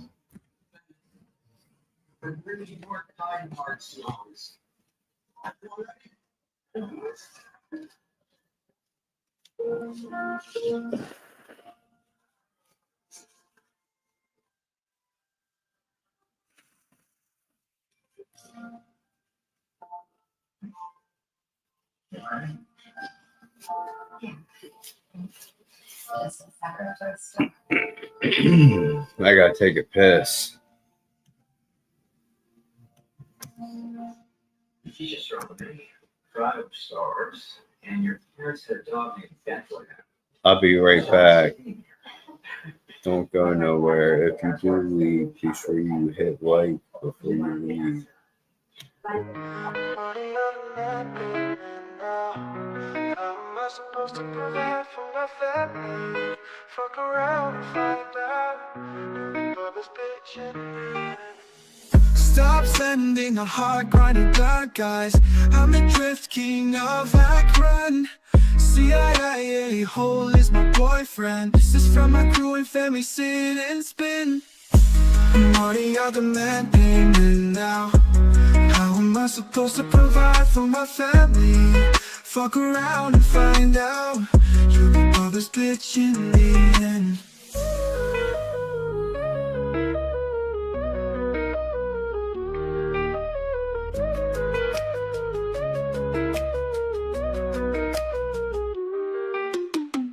Money talks, bullshit walks. Gotta keep my family fed. No time for games, no time for fakes. I lay down the law, no mistakes.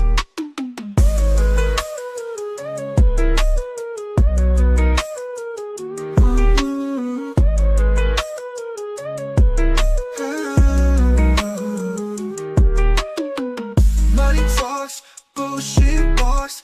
Gotta keep my family fed. No time for games, no time for fakes. I lay out the law, no mistakes. CIA, hope you're not in control. Marty, you're the man payment now. How am I supposed to provide for my family? Fuck around and find out. You'll be Bubba's bitch in the end.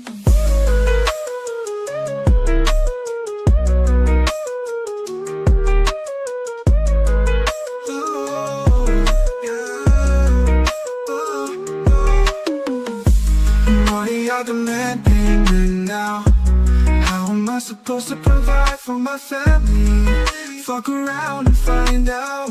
You'll be Bubba's bitch in the end.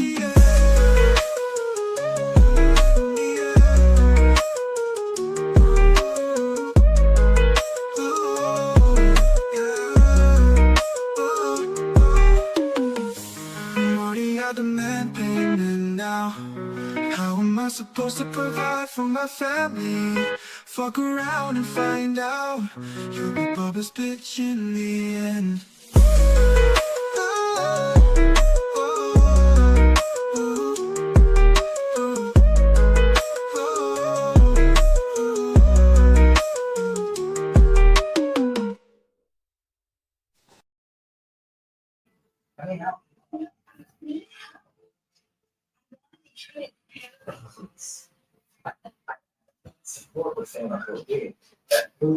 Yeah. No.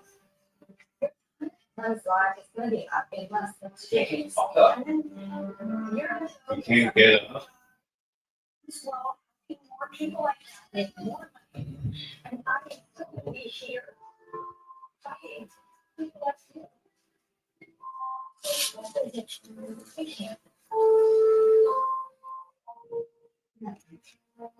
Monday, a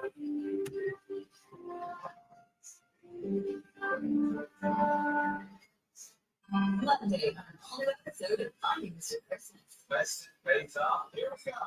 Today, we're going to be putting your holiday kiss to the test. You must use as many gifts as possible into Santa's Yule Hall. The key to this is communication and humility. What the hell is going on here?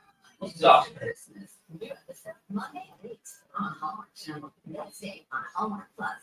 You've got a big day, and you need a small fresh. That's why the all-in-one Travel gets your phone for 24-hour non-stop freshness. And so no matter how long the day goes, you can't stop this pound, this walk, this pulse, this strut, this look, this talk. Unstoppable freshness.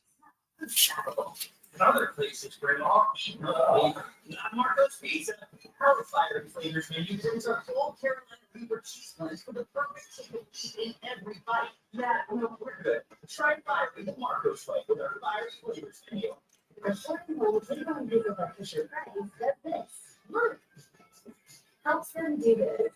Maker in that. For pint-sized paintings. Never gonna need a bigger wall. Creativity that grows as they grow. Let's see.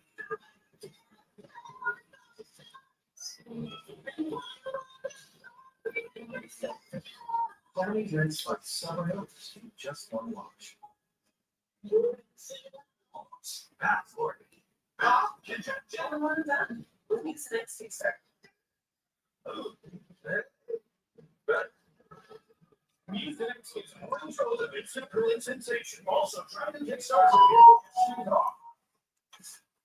If you love tobacco, Capital One has a rewards credit card that opens up a ton of possibilities. Adventure X, more unlimited double. All right, see what it tries again. And your purchases into extraordinary trips.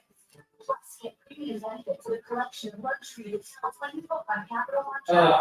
And access to over 1,000 airport lounges worldwide. And open up a world of possibilities with Capital One. What's your welcome? Look at this new kitchen. Everything is so stylish. You might know that, right? Now, you actually use these rows and I didn't salt part. It's just more time. You got it all, except for the dishwasher. You know I hate doing dishes. Yeah, you do. Speaking of which, what's the song here? The kitchen of your dreams. And your mom's at a price you didn't dream possible. And she had dream the possibilities. Tomato Free Happy, the only epinephrine nasal spray for emergency treatment of allergic reactions, including anaphylaxis, from food, insects, medicine, and other allergy triggers. Use it first signs of allergic reaction. Ask your doctor how to use it. Certain medical conditions may worsen. Tell your doctor about nasal, heart, or other medical conditions. High blood pressure. If you're pregnant or breastfeeding, and all medications. Side effects include nasal discomfort, headache, running nose, shakiness, and throat irritation. Ask your prescriber about Tomato Free Happy or learn more at Natty.com.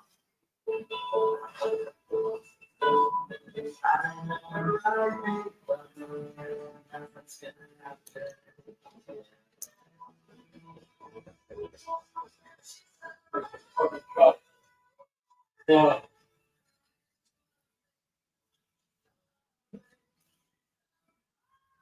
On the bottom side, our fresh returns, keep your arms moving, shaking. Get 50% off the first box. Only at the farmer's shop.com. But all right, just come home. If you just say you were wet and done. People are delivering a piece of Just figure it out. Damn it. Do you need your breakfast or something? If you have both Medicare and Medicaid, You're invited to the class. extra benefits for the Medicare. Dr. Dave, why don't you get up? Special needs plan. Hey. Plans have a $0 monthly plan premium. Most plans include the Humana Healthy Options allowance. Get over $1,000 a year. That's $85 a month to help pay for covered over-the-counter items like vitamins, baby peeps, first aid supplies, and more. The Healthy Options allowance is loaded onto a prepaid card each month. And whatever you don't spend, that's loaded each month. Plus, your doctor, hospital, and pharmacy may already be part of our large United networks. So call one of our new screen now and ask about the Humana Medicare Advantage dual eligible special needs plan. And remember, annual enrollment ends on December 7th. I'll take it. You don't think it'll help? No,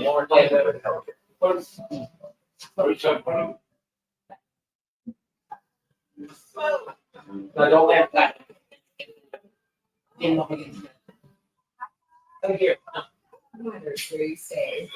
Your holiday stay with Hilton. For the stay. You might need help. Yes, right. I was working with these companies trying to maximize their value, not realizing how much they can actually get from that.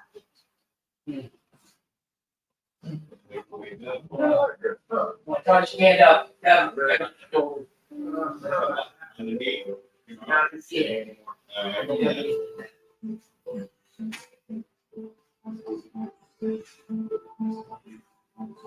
Let's see. So, what did you like about being an investment bank? I don't want that to on. Most people thought it was first. Like going in a course, huh? It's not.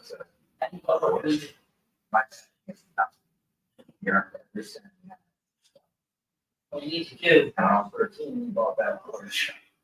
Some of that garage. I know you want to take That car. Need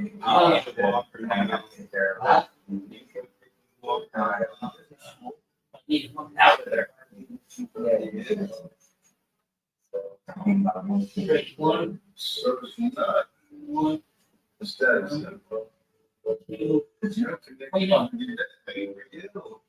I need you gonna need that in the arm thing.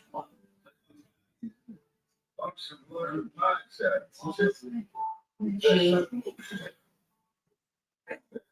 They mean world. Oh. Watch you. Yeah. You were tall. Oh. You see that sky? Someone that's lost. I feel really lightheaded too. Like, Wanna hear me on the front? so. Most things like you said, well.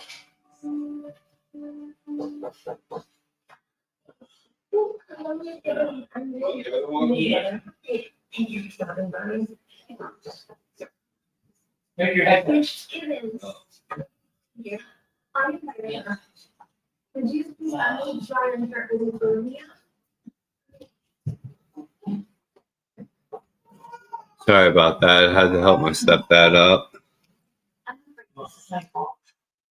I knew my baby would be stressful. Well, of course, I have done my own, but I didn't take into account switching to the new stepfather while I'm still working full time. What up, Stu? Not a baby. Yes, but you can barely stay awake or focus on anything, much less between the homework, be there for everybody all at once, and he's still trying to create a job. You have a child. You're probably acting out because she hasn't gotten much attention. No, she's a terrific kid. She's so smart. It's just that she's getting behind. But I don't want her to lose momentum or turn away from school. Actually, can I show you something? She made them right back because of you. She's an artist. And she she's quite the astronomer. You know, I'm trying to get all of my second grade honor students to outside viewing on winter solstice. I'd love for her to be there. But we think winter solstice a week away. Yes, I'm just dealing with the park department and the permits. Oh, no, it's given. I work for the city. I'll do it after permission, but I'll see what I can do.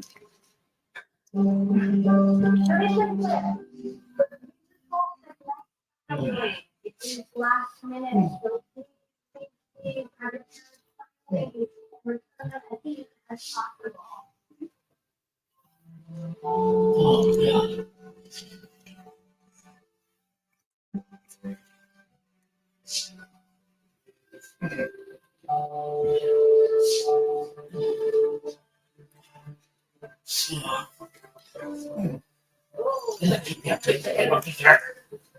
Yeah. Was that you alright? Yeah, just take me on. I'm whatever, man. Oh.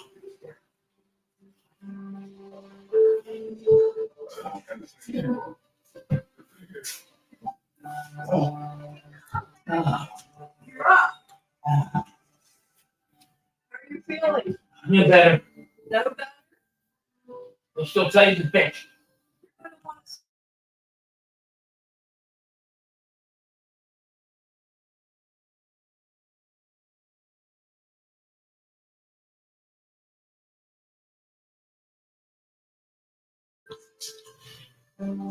Oh. Come on with this.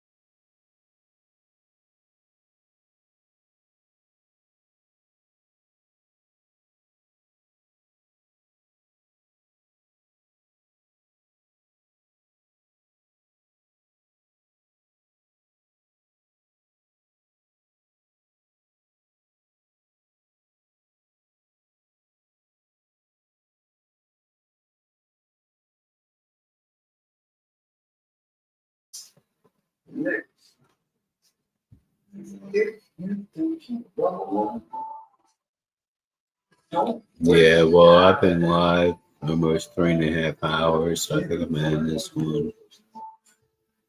Talk to y'all later. The joy of whole room freshness. Glade plug-in scented oil fan. All around you, you don't even know it. It's the only freshener to use a continuous built-in fan. It's just there in the air. Unlike some fresheners that seem strong just around the outlet, the Glade fan continuously circulates fragrance throughout your whole room. This shit'll blow your motherfucking mind. Magic everywhere in this bitch. Plug-in scented oil fan from Glade. The pure motherfucking magic of fragrance.